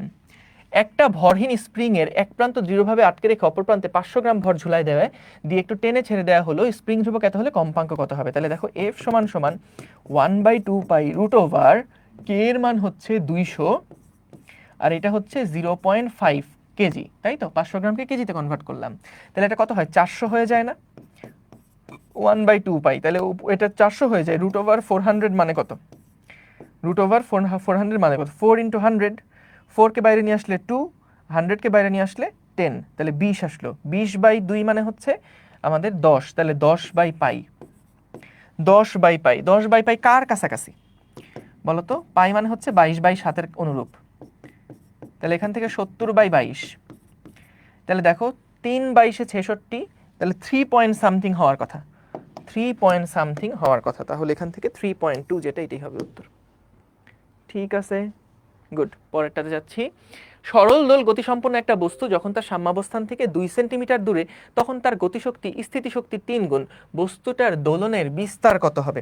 দেখো খুবই খুবই পপুলার ম্যাথ এগুলা, খুবই অনেক গুরুত্বপূর্ণ, অনেক বেশি আসে কিন্তু এগুলো পরীক্ষায়। সরল দোল গতিসম্পন্ন একটা বস্তু তার সাম্যাবস্থান থেকে 2 সেন্টিমিটার যখন দূরে, তখন তার গতিশক্তি ছিল স্থিতিশক্তির 3 গুণ। তাহলে এই কথাটা ম্যাথমেটিক্যালি লিখতে পারাটাই হচ্ছে মেইন চ্যালেঞ্জ। দেখো গতিশক্তি যেটা ই কে, গতিশক্তি হচ্ছে স্থিতিশক্তির 3 গুণ, অর্থাৎ 3 × EP। গতিশক্তি হচ্ছে স্থিতিশক্তির 3 গুণ, ঠিক আছে। এখন দেখো এই যে আমাদের ই কে যেটা, এটা সমান কি লেখা যায়? ½ k × a² - x² সমান 3 × ½ kx²। ঠিক আছে, তাহলে দেখো কে কে হাফ কে কাটাকাটি হয়ে যায়, তাহলে কি থাকে? a² - 2² সমান সমান 3 × 2²। কি করলাম বুঝছো? এই যে হাফ হাফ কাটা, কে কে কাটা, a² - 2², x এর মান ছিল 2 সেন্টিমিটার, তাহলে এও কিন্তু সেন্টিমিটার এককেই পাবো। তাহলে কি থাকে দেখো, a² সমান সমান আসছে 4 × 2², তাহলে এখানে আসছে a সমান সমান, এটা আসে 2, এটাও 2, 2 দুগুণে 4 সেন্টিমিটার, 4 সেন্টিমিটার। ঠিক আছে, তাহলে এটা হচ্ছে 4 centimetre. Very good, very good, very good, awesome. একটা স্প্রিং এর অগ্রভাগে 100 গ্রাম ভর ঝুলিয়ে দেওয়ায় দৈর্ঘ্য এতটুকু বৃদ্ধি পেল। এই অবস্থা থেকে স্প্রিংটাকে টেনে আরো এত মিটার ছেড়ে দিলে বস্তুর মোট শক্তি কত হবে? বলো তো ভাইয়া, মোট শক্তি সবসময় কি হয়? ½ k a² না, ½ k a² না? তাহলে আমাদের কে এর মানটা বের করতে হবে। কে সমান সমান কত লেখা যায়? mg ডিভাইডেড বাই কতটুকু ইলংগেট হয়েছে ইনটু a²। ভাই এটা কি লিখলেন? দেখো মনে করো আমাদেরকে এখানে যেটা বলছে, একটা স্প্রিং আছে, এই স্প্রিং এর অগ্রভাগে আমরা একটা 100 গ্রাম ভরকে ঝুলাই দিছি। আমরা 0.1 কেজি ভরের একটা বস্তুকে ঝুলাই দিছি। ঝুলাই দেওয়ার পরে কি হলো? ঝুলাই দেওয়ার পরে এটার দৈর্ঘ্য 0.1 মিটার বৃদ্ধি পেল, 0.1 মিটার বৃদ্ধি পেল। তাহলে এখান থেকে আমরা কিন্তু হিসাব করতে পারবো। দেখো mg সমান সমান k × x, m এর মান হচ্ছে 0.1, g এর মান হচ্ছে 9.8 সমান সমান k এর মান কত? k এর মানই বের করা লাগবে, x এর মান হচ্ছে 0.1। তাহলে দেখো k এর মান হচ্ছে 9.8। তাহলে আমরা এখান থেকে দেখো k এর মান যদি এখানে বসাই, k এর মান হচ্ছে 9.8 ইন্টু a এর মান কত? 2 × 10⁻²। তাহলে এটাই হচ্ছে আমাদের টোটাল যেই এনার্জিটা, সেটা ছেড়ে দেওয়ার পরে মোট শক্তি, টোটাল এনার্জি হচ্ছে ½ kA², তাই তো। তাহলে এখান থেকে ½ × 9.8 ইন্টু a এর মান কত? 2 × 10⁻², এর উপরে স্কোয়ার। তাহলে এখান থেকে দেখবা টোটাল এনার্জির মান কত আসে, যা আসে সেটাই হচ্ছে এখানে আনসার হবে। ঠিক আছে, ঠিক আছে, ঠিক আছে, ক্যালকুলেশন করে দেখো, এটা এ হবে। গুড। পরেরটা যাচ্ছি। একটা সরল দোল গতিসম্পন্ন বস্তুর সরণের সমীকরণ দেওয়া আছে, স্প্রিং ধ্রুবক দেওয়া আছে, টি সমান সমান π/9 সময়ে এর বিভব শক্তি কত একক হবে? দেখো তো ভাইয়া, একটা সমীকরণ দেওয়া আছে, কি চমৎকার সমীকরণ দেওয়া আছে। x সমান সমান 2sin 3t, তাই তো? তাহলে এখান থেকে দেখো স্প্রিং ধ্রুবক কে দেওয়া আছে, টি এর মান দেওয়া আছে। সো আমাদের বলছে টি সমান সমান π/9 সময়ে এর বিভব শক্তি কত হবে। বলো তো ভাইয়া, বিভব শক্তি যেহেতু বের করতে বলছে, এটা মানে কি ছিল? হাফ কে এক্স স্কোয়ার, হাফ কে এক্স স্কোয়ার। কে এর মান সরাসরি আমাদের দেওয়া আছে 30। এক্স মানে কত? এক্স মানে হচ্ছে এইটা 2sin 3t, হাফ কে এক্স এর উপরে স্কোয়ার। তাহলে এখান থেকে আসলো 15 ইন্টু 2sin কত সময় বলছে ভাইয়া? π/9 সময়। তাহলে 3 ইন্টু π/9, এই পুরাটার উপরে হচ্ছে স্কোয়ার। তাহলে 15 ইন্টু π/9 মানে হচ্ছে π/3 না ভাই? 3 3 কানা π/3, π/3 মানে কত? 60 ডিগ্রি। তাহলে সাইন 60 ডিগ্রির মান কত? √3/2। তাহলে √3/2 কে যদি স্কোয়ার করি, √3/2 পুরাটাকে যদি স্কোয়ার করি, এটা কাটাকাটি হয়ে যাচ্ছে, 3 × 45, 45। ঠিক আছে, 45 হচ্ছে energy. Good good good good good, excellent. দেখছো, সবই পারো। 80 নিউটন পার মিটার বল ধ্রুবক সম্পন্ন একটি স্প্রিংকে টেনে 300 সেন্টিমিটার লম্বা করলে হলো স্প্রিং বলের বিপরীতে কৃতকাজের পরিমাণ কত? ভাই কৃতকাজ হচ্ছে হাফ কে এক্স স্কোয়ার, সিম্পল। কৃতকাজ কত? কৃতকাজ ডাব্লিউ সমান সমান হাফ কে এক্স স্কোয়ার। সো আমাদের কে এর মান কত? কে এর মান হচ্ছে 80, এক্স এর মান হচ্ছে 3 মিটার, হাফ কে এক্স স্কোয়ার। তাহলে এখান থেকে আসে 8 নং 72, 720, আচ্ছা 40 আসে, 40 ইন্টু 3 × 9, 4 নং 36, 360। তাহলে এখান থেকে আসে কত? 360 জুল। 360 জুল আসে আনসার। ঠিক আছে ঠিক আছে ঠিক আছে, চলো দেখি পরের প্রবলেমগুলা দিকে আমরা যদি যাই। দেখো, একটা সেকেন্ড দোলকের দৈর্ঘ্য 4 গুণ বৃদ্ধি করা হলে এর দোলনকাল কত হবে? সেকেন্ড দোলকের দৈর্ঘ্য 4 গুণ বৃদ্ধি করা হলো, এর দোলনকাল কত হবে? দেখো ভাইয়া, 2π সমান সমান টি সমান সমান 2π√L ডিভাইডেড বাই জি। ভাইয়া বলো তো, যদি আমাদের এল এর মানটা 4 গুণ করা হয়, এই 4 রুটের ভিতরে ঢুকে কি হয়ে যাবে? এই 4 রুটের ভিতরে ঢুকে কি হয়ে যাবে? 2 হয়ে যাবে না? তাইলে পর্যায়কাল টোটাল দ্বিগুণ হয়ে যাবে। তাইলে এখানে আসলে পর্যায়কাল হয়ে যাবে 2t। তাহলে পর্যায়কাল হয়ে যাবে 2t। টি এর মান কত ছিল? 2 সেকেন্ড। তাহলে 2 × 2 সমান সমান 4 সেকেন্ড হয়ে যাবে। 4 সেকেন্ড হয়ে যাবে, রাইট? 4 সেকেন্ড হয়ে যাবে, গুড। তারপর দেখি, গরমের ফলে একটা সেকেন্ড দোলকের দৈর্ঘ্য বৃদ্ধি পেল, এর ফলে দোলকটা দিনে 200 সেকেন্ড ধীরে চলে, পরিবর্তিত দোলনকাল কত হবে? খুবই সহজ, দেখো ধীরে চলে। তাহলে ধীরে চললে কি বলছে? দেখো, দোলকটা দিনে 200 সেকেন্ড ধীরে চলে। তাহলে দিনে 200 সেকেন্ড ধীরে চললে 86,400 ডিভাইডেড বাই 86,400, যেহেতু স্লো চলে তাহলে -200 হবে। যেহেতু স্লো চলে 86,400 -200 হবে, ইন্টু 2, এটা হচ্ছে পর্যায়কাল কিন্তু। সো গরমের ফলে একটা সেকেন্ড দোলকের দৈর্ঘ্য বৃদ্ধি পেল, বৃদ্ধি পাওয়ার ফলে দেখো এর ফলে দোলকটা দিনে এত সেকেন্ড স্লো চলে, পরিবর্তিত দোলনকাল কত হবে? তাহলে পরিবর্তিত দোলনকাল হচ্ছে এইটা, সিম্পল, আর কিচ্ছু না। ঠিক আছে, তাহলে দেখো এখান থেকে 86,400 ইন্টু 2 ডিভাইডেড বাই 86,400 -200, এটা আসলে আহামরি খুব একটা পার্থক্য আসবে না, আহামরি কোনো পার্থক্য আসবে না। যেহেতু পরিবর্তিত দোলনকাল বলছে, এটার কাছাকাছি আসলে 2 সেকেন্ডই হবে।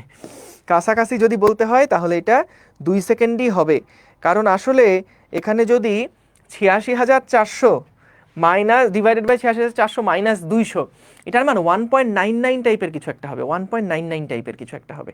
সো আসলে আলটিমেটলি এটা 2 সেকেন্ডেরই কাছাকাছি। যদি এখানে 1.99 কিছু একটা থাকতো সেটাই দাগাতাম, কিন্তু এটা দেখো 1.09, অনেকেই ভুলে সি দাগাইছে, 1.09 কিন্তু না। ঠিক আছে, 2 পয়েন্ট সামথিং, গুড। ও সরি সরি সরি, এইটার যে মান, এটা যেহেতু কমে গেছে তাহলে 2 এর থেকে হালকা একটু বেশি হবে, রাইট? সো 2 এর থেকে হালকা একটু বেশি হবে, 2.001 এরকম টাইপের কিছু একটা হবে। সো যেহেতু এটা নাই তাই আমরা ডি কিন্তু এখানে দাগায় ফেললাম। ঠিক আছে, বুঝতে পারছি আশা করি। ওকে, ডান। তারপরে দেখো, যদি কোনো পাহাড়ের শীর্ষে এবং খনির গভীরে একটা সরল দোলকের দোলনকাল একই হয়, তাহলে পাহাড়ের উচ্চতা এবং খনির গভীরতা কি হবে? দেখো ভাইয়া, যদি আমাদের দোলনকাল একই হয় তার মানে কি নির্দেশ করে? টি সেম, টি সমান সমান তো তাহলে 2π√L/g। যদি কোনো পাহাড়ের শীর্ষে এবং খনির গভীরে দোলনকাল একই হয়, তাহলে বলো তো, যদি এটা সেম হয় এবং সরল দোলকের দোলনকাল একই, একই সরল দোলক যেহেতু এল সেম, তাহলে জিও কি হবে, জিও দুই পাশে সেম। বলো তো জি যদি সেম হতে হয়, উপরে আর নিচে জি যদি সেম হতে হয়, এই যে নিচে আর উপরে যদি জি এর মান সেম হতে হয়, এখানের যে জি এখানের যে জি, এটা হলো জি আপ এটা হলো জি ডাউন, এইটা যদি সমান হতে হয়, যদি এটা সমান হয় তাহলেই কিন্তু আমাদের পর্যায়কালটা সমান হবে। তাহলে এখানে বলছে পাহাড়ের উচ্চতা এবং খনির গভীরতার অনুপাত কত। বলতো G U by G D, G U মানে জি আপ, এটা খুবই অল্প উচ্চতা, এটা কি হয় 1 minus 2h by R into G, আর এখানে আসে হচ্ছে 1 minus D by R into G, D হচ্ছে গভীরতা, এইচ হচ্ছে উচ্চতা। দেখো স্বল্প উচ্চতায় কিন্তু এই ফর্মুলা আমরা লিখতে পারি, মহাকর্ষ সূত্র থেকে পাই। জি জি কাটাকাটি হয়ে গেলে 1 1ও কাটাকাটি হয়ে গেলে 2h বাই আর সমান সমান আসছে ডি বাই আর, আর আর কাটাকাটি হয়ে গেলে কি বলছে উচ্চতা এবং গভীরতা, এইচ বাই ডি এটা হচ্ছে হাফ। ঠিক আছে, এইচ বাই ডি এটার অনুপাত হচ্ছে 1:2, 1:2। পরেরটায় যাই। মুক্তভাবে কোনো পরন্ত বস্তুর ত্বরণ জি নির্ণয় করতে গিয়ে একজন ছাত্র একটা সরল দোলকের দৈর্ঘ্য এল পরিবর্তন করে ভিন্ন ভিন্ন এল এর জন্য দোলকের দোলনকাল টি পরিমাপ করলো। এবার সে টি স্কোয়ার বনাম এল এর লেখচিত্র এঁকে ঢাল এস বের করলো, জি এর মান কত হবে নির্ণয় করো। ঢাল বের করছে এস। দেখো এই টাইপের ফর্মুলাগুলোর জন্য দেখো একটু ক্রিটিক্যাল, খেয়াল করো কি বললো, মুক্তভাবে পরন্ত বস্তুর জি নির্ণয় করতে একজন ছাত্র একটা সরল দোলকের দৈর্ঘ্য এল পরিবর্তন করে ভিন্ন ভিন্ন এল এর জন্য দোলকের দোলনকাল টি পরিমাপ করলো। তাহলে আমরা সরল দোলকের দৈর্ঘ্য এল, টি এর ফর্মুলা কি, টি সমান সমান 2π√L/g না, তাহলে ভিন্ন ভিন্ন এল এর জন্য টি পেল। এখন কি বলছে, এবার সে টি স্কোয়ার বনাম এল এর লেখচিত্র আঁকলো, টি স্কোয়ার বনাম এল এর লেখচিত্র। চলো তো সমীকরণে যদি টি স্কোয়ার বনাম এল নিতে চাই, টি স্কোয়ার সমান আসবে 2π/g ইন্টু 4π²/g, যেহেতু স্কোয়ার করছি 4π² / g ইন্টু হচ্ছে এল। তাহলে এটা কি একটা মূলবিন্দুগামী সরলরেখা হবে না ভাই, এইটা একটা মূলবিন্দুগামী সরলরেখা হবে না। এই যে এটা হচ্ছে আমাদের ওয়াই, এটা হচ্ছে আমাদের এক্স, আর এটা হচ্ছে আমাদের এম। তাহলে খেয়াল করো এই যে ঢাল, ঢালের মান বলে দিছে কত, ঢাল বলে দিছে এস।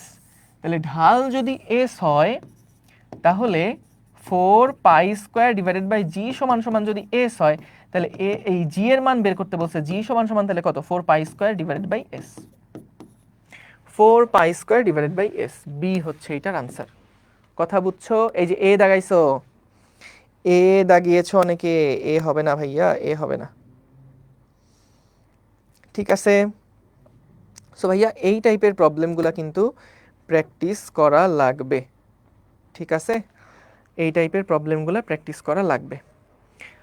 সো আমরা দেখলাম, এইবার আসো আমরা আদর্শ গ্যাসের যে সমস্ত টপিকগুলো আছে সেগুলো একটু দেখে ফেলি। সো তোমাদের মোটামুটি পর্যাবৃত্ত গতির যে টাইপের ম্যাথগুলা আমরা প্র্যাকটিস করলাম, এগুলা মোটামুটি সব টাইপ কাভার্ড। এখন তোমাকে যেটা করতে হবে ভাইয়া, চেষ্টা করবা যে কোনো একটা স্যারের বই, তপন স্যার হোক, ইসাক স্যার হোক, যেই স্যারের বই আছে না কেন, সেই স্যারের বইয়ের অনুশীলনী যে এমসিকিউগুলো আছে এগুলো ভালোভাবে কাভার করবা।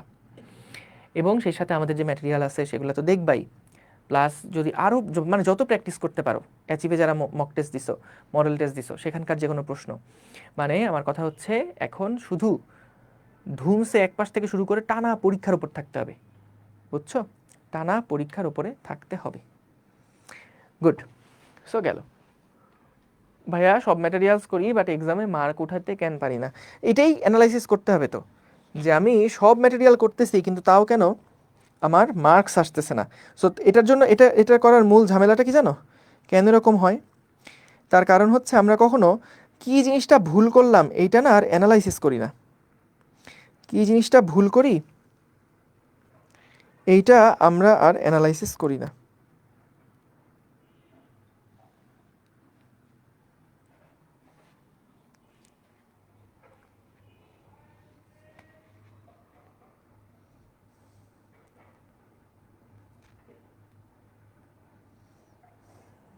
বুঝেছো, সো আমাদের এই অ্যানালাইসিসটা করা কিন্তু জরুরি, যে আসলে কি কারণে আমরা ভুলগুলা করলাম। সো দেখো আদর্শ গ্যাস শুরু করি। আদর্শ গ্যাসের ক্ষেত্রে আমাদের দেখো একটা ফর্মুলা পিভি সমান এনআরটি, এখান থেকেই কিন্তু অনেকগুলা সূত্রের বাচ্চা কাচ্চাগুলো আসে।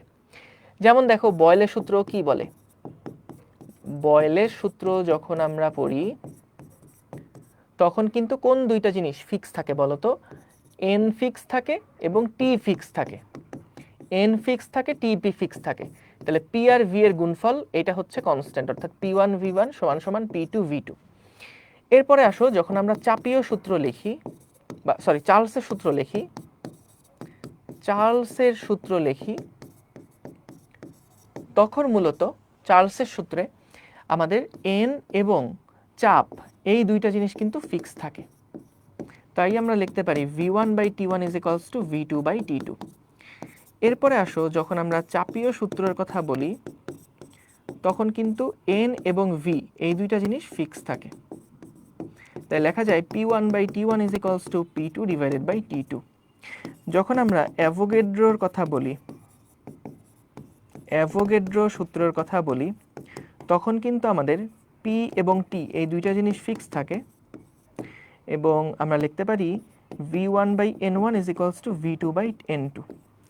তো মূলত আর যেহেতু কনস্ট্যান্ট তাই আমরা আর লেখা যায় PV/NT। তো এটাকে এভাবে লেখা যায়, এইটা হচ্ছে ধ্রুবক, তাই এইটা ধ্রুবক হলে P1 V1 /N1 T1 = P2 V2 /N2 T2। ঠিক আছে, এটা লেখা যায়। তো এইটা কিন্তু সকল টাইপের ম্যাথের জন্য অ্যাপ্লিকেবল। যখন আমাদেরকে প্রশ্নের মধ্যে দেখে মনে হবে এন ফিক্সড, তখন এন এন কাটাকাটি করে দিব। যদি বলে টি ফিক্সড তাহলে টি টি কাটাকাটি করে দিব, পি ফিক্সড বললে পি পি কাটাকাটি করে দিব। ঠিক আছে, এইরকমভাবে জিনিসগুলা আগাবে। এরপরে দেখো আমাদের যে তোমার গড় মুক্ত পথ, গড় মুক্ত পথ, মিন ফ্রি পাথ। গড় মুক্ত পথের ফর্মুলা কি? ল্যামডা ইজ ইকুয়ালস টু, যদি আমরা ম্যাক্সওয়েলের সূত্র লিখি তাহলে 1/√2 n পাই সিগমা স্কোয়ার। এন এর পরিচয়টা খুব গুরুত্বপূর্ণ, খেয়াল রেখো। এন এর পরিচয়টা হচ্ছে একক আয়তনে অণুর সংখ্যা, একক আয়তনে অণুর সংখ্যা। সিগমাটা কি বলতো? সিগমা হচ্ছে অণুর ব্যাস। তাহলে এটা খেয়াল রেখো, এটা গড় মুক্ত পথের ম্যাক্সওয়েলের ফর্মুলাটা। এটা গেল ম্যাক্সওয়েল, এটা হলো ম্যাক্সওয়েলের ফর্মুলা। বোল্টজম্যানের সূত্র যেটা, ল্যামডা সমান সমান 1/n পাই সিগমা স্কোয়ার, এটা হচ্ছে বোল্টজম্যান। যদি কিছু বলে না দেয় তাহলে ম্যাক্সওয়েলই অ্যাপ্লাই করব, আর যদি বোল্টজম্যান উল্লেখ করে দেয় তাহলে বোল্টজম্যানেরটা অ্যাপ্লাই করতে হবে। ঠিক আছে, এছাড়া আমরা গতিতত্ত্ব থেকে যে সূত্রটা পাই, P সমান সমান 1/1/3 অফ mn/c/rms স্কোয়ার, যেখানে m মানে হচ্ছে একটি অণুর ভর, একটি অণুর ভর, n মানে হচ্ছে অণুর সংখ্যা, মোট অণুর সংখ্যা, মোট অণুর সংখ্যা, আর CRMS হচ্ছে বর্গমূল গড় বর্গবেগ।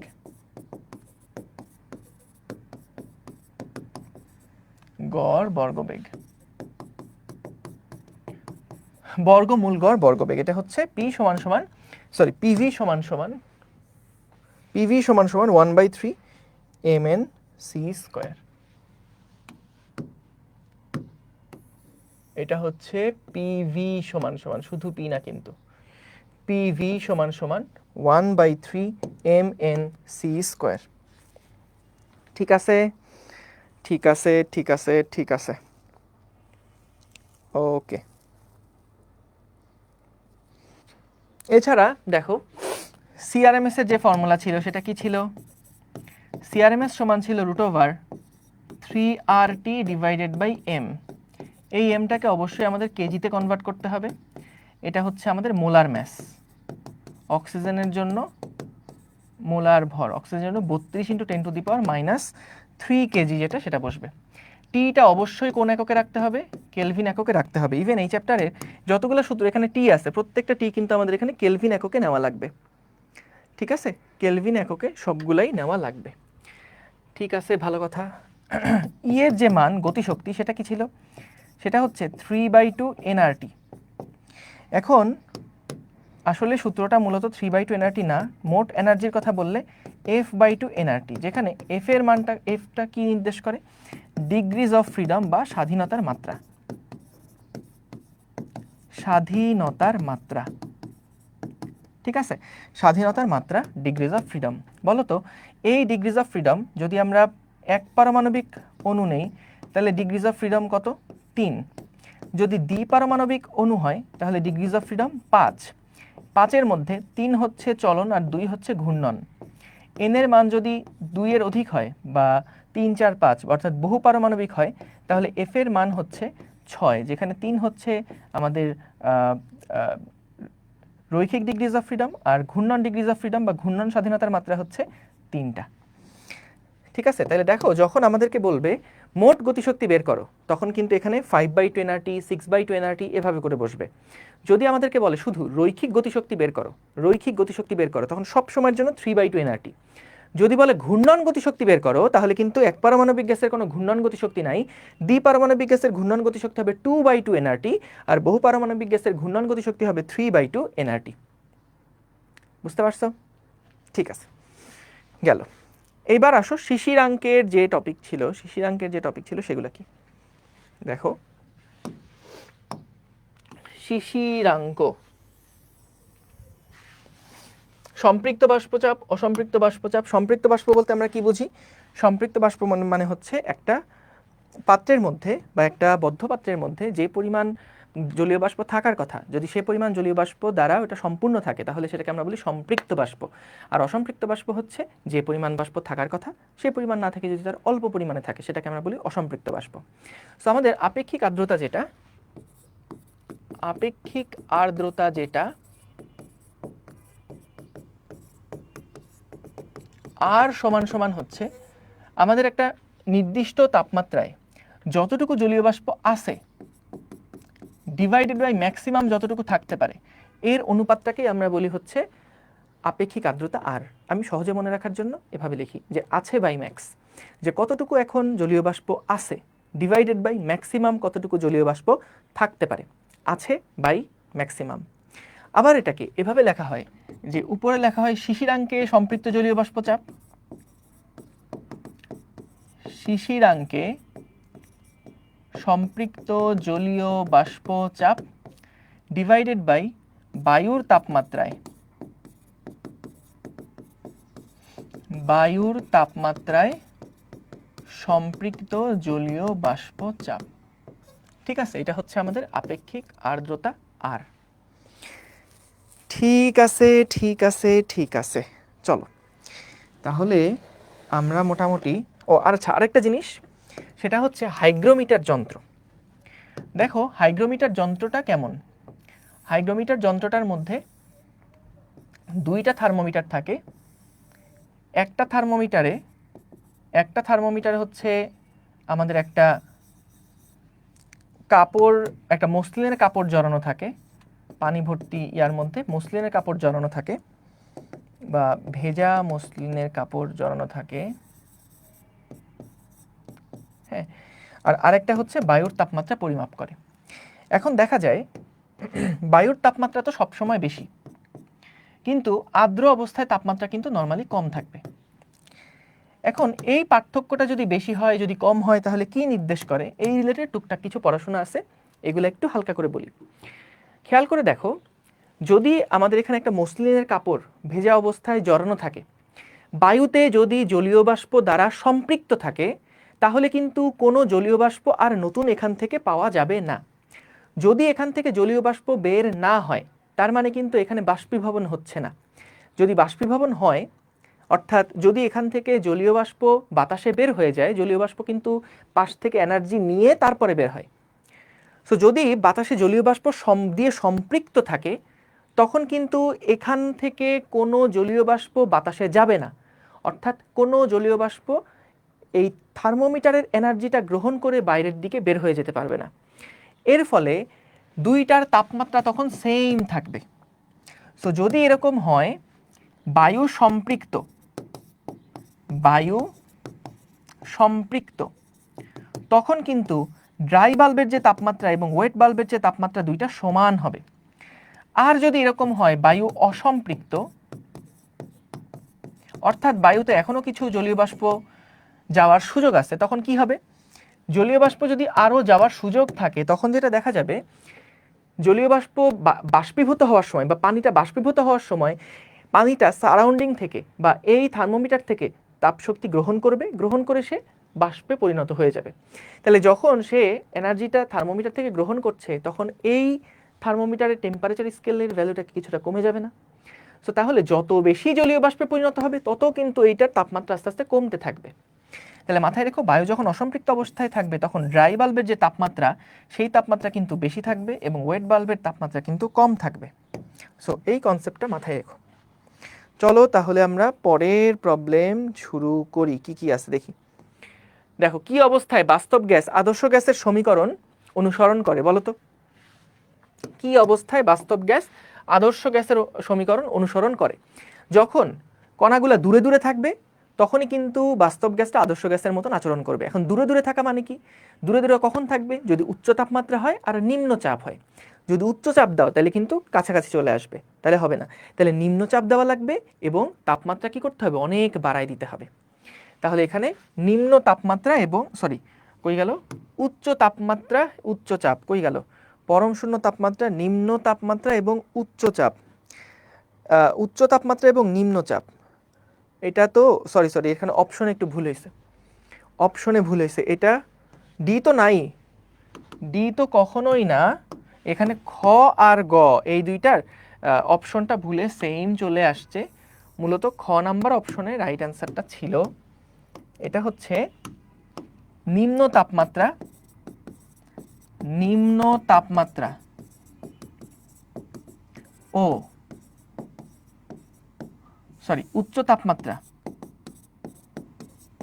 উচ্চ তাপমাত্রা ও নিম্নচাপ। এই যে অনেকে দেখছি ডি অ্যান্সার দিচ্ছ, অনেকে দেখছি ডি অ্যান্সার দিচ্ছ, ঠিক আছে? অনেকে দেখছি ডি অ্যান্সার দিচ্ছ। সো এটা খেয়াল রেখো। সো এটা অনেক কনফিউজিং, কিন্তু একটু ঠান্ডা মাথায় চিন্তা করবা।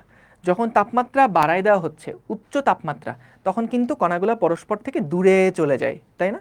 আবার যখন নিম্নচাপ তখনও কিন্তু কণাগুলো পরস্পর থেকে দূরে চলে যায়। তাহলে দুইটা টাইমে কিন্তু এটা মানে দুইটা কাহিনী ঘটতে হবে, একটা হচ্ছে উচ্চ তাপমাত্রা এবং আরেকটা হচ্ছে নিম্ন চাপ। তারপরে কি, একটা সিলিন্ডারে 2 atm চাপে 27 ডিগ্রি সেলসিয়াস তাপমাত্রায় 5 লিটার বাতাস রাখা আছে। খুব ধীরে ধীরে বাতাসের চাপ দ্বিগুণ করা হলে বাতাসের তাপমাত্রা এবং আয়তন কত হবে? বলতো ধীরে ধীরে করা হয়েছে এটার মানে কি? সমষ্ণতে কোনটা সেম থাকে? টি সেম থাকে। তাহলে আমরা কি লিখতে পারি দেখো, P1 V1 is equals two P2 V2। তাহলে এখান থেকে দেখো, যদি আমরা বাতাসের তাপমাত্রার কথা বলি, তাপমাত্রা আগের মতনই থাকবে 27 ডিগ্রি সেলসিয়াস, 27 ডিগ্রি সেলসিয়াস। এবং আমাদের যে আচ্ছা ভালো কথা, অপশনে দেখো শুধুমাত্র 27ই আছে। একটা সিলিন্ডারে 2 atm চাপে 27 ডিগ্রি সেলসিয়াস তাপমাত্রায় 5 লিটার বাতাস রাখা আছে। খুব ধীরে ধীরে বাতাসের চাপ দ্বিগুণ করা হলে বাতাসের তাপমাত্রা এবং আয়তন কত হবে? তাহলে আমরা এখান থেকে যেটা দেখি যে অপশনের দিকে তাকালে যেহেতু ধীরে ধীরে করা হয়েছে তাহলে টেম্পারেচার কিন্তু সেম। তাহলে টেম্পারেচার যদি সেম থাকে, এটা অ্যান্সার না, এটা অ্যান্সার না, এটা অ্যান্সার না, এইটা অ্যান্সার। সো অঙ্ক না করেই কিন্তু বলে ফেলা যায়। আর যদি অঙ্ক করতে চাও তাহলে প্রেশারটা আয়তনটা দেখাই দিতে পারো যে P1 হচ্ছে 2 atm ছিল, V1 হচ্ছে 5 লিটার সমান সমান P2 হলো কত, বা চাপ দ্বিগুণ করা হয়েছে তাহলে এটা 4, তাহলে V2 এর মান কত হবে? So V2 is equals two কিন্তু 2.5 atm হবে, 2.5 লিটার হবে। ঠিক আছে, পরেরটায় যাচ্ছি। একজন ডুবুরি হ্রদের তলদেশে কাজ করার সময় 2 সেন্টিমিটার কিউব আয়তনের বুদবুদ উপরের দিকে প্রবাহিত হচ্ছে।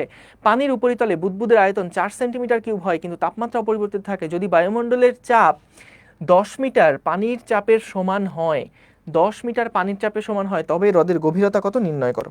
তাহলে খেয়াল করো, এটা কি বললো?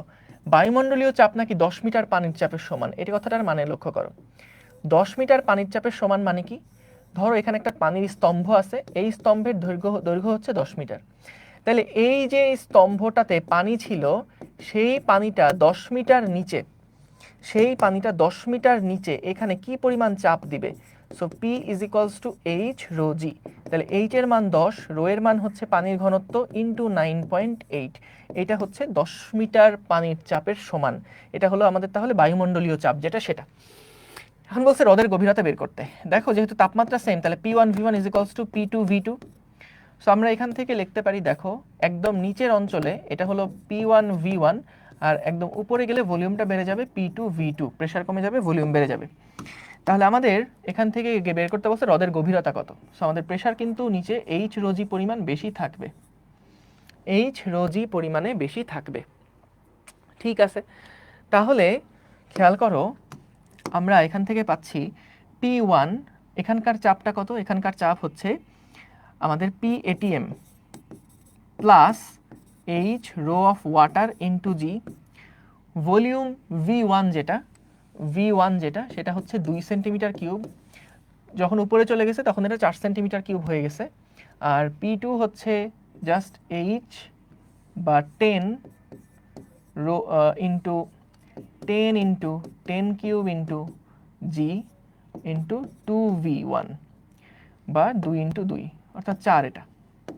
এটা 4 কাটাকাটি করলে এখানে 2 চলে আসবে।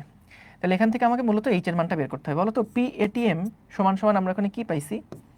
10 ইন্টু 10 কিউব ইন্টু 9 বা into G plus H rho W G সমান সমান 2 into 10 into 10 to the power 3 into G. তাহলে ভাইয়া এখান থেকে আমরা এইচ এর মানটা বের করে ফেলতে পারবো।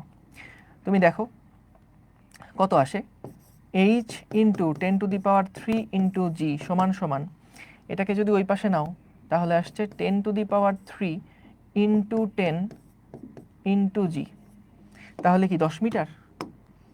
এই এইচ এর মান হচ্ছে 10 মিটার, এইচ এর মান হচ্ছে 10 মিটার। দেখো এই যে প্রবলেমটা এত বড় করে করলাম না, এবার আসো একটা ছোট্ট চিন্তা করে অঙ্কটা করে ফেলি। খুবই ছোট্ট একটা চিন্তা করে এটা করে ফেলবো। কি চিন্তা দেখো, বলো তো একদম নিচে যে আয়তন ছিল, ভলিউমটা ছিল, সেটা ছিল 2, যখন উপরে গেছে তখন ভলিউমটা ডাবল হয়ে গেছে। আচ্ছা বলো তো, যেহেতু ভলিউম ডাবল হয়ে গেছে তাহলে চাপ কি হয়ে গেছে? চাপ অর্ধেক হয়ে গেছে না? চাপ কি হয়ে গেছে? চাপ অর্ধেক হয়ে গেছে। তাহলে খেয়াল করো, এইখানে ভলিউম যা ছিল এখানে ভলিউম হয়ে গেছে ডাবল। তাহলে চাপ এখানে যা আছে, এখানকার প্রেসার P2 এইটা সমান সমান কি আসলে হাফ ইন্টু P1 হবে না? বলো তো হাফ ইন্টু P1 হবে না? তাহলে খেয়াল করো, আমরা যদি P1 সমান লিখি, P1 সমান হচ্ছে 2 ইন্টু P2, তাই না? 2 ইন্টু P2। এখন এইখানে যে প্রেসারটা, এই যে P2 এর যে মানটা, সেই P2 এর মান হচ্ছে 10 ইন্টু 10 কিউব ইন্টু 9.8। অর্থাৎ দেখো এইটুকু পার্ট, এই যে রো ডাব্লিউ জি ইন্টু 10, এটা কিন্তু P2 এর মান, তাই না? P2 এর মান হচ্ছে রো ডাব্লিউ। দেখো যেহেতু বায়ুমণ্ডলীয় চাপ কত বলছে? 10 মিটার পানির চাপের সমান হয়। তাহলে 2 into 10 into rho W G, এটা হচ্ছে P2 এর যে ভ্যালুটা সেইটা। এখন কথা হচ্ছে P1 এর মান তাহলে কত হবে? P1 মানে এখানকার প্রেসারটা তাহলে কত হবে?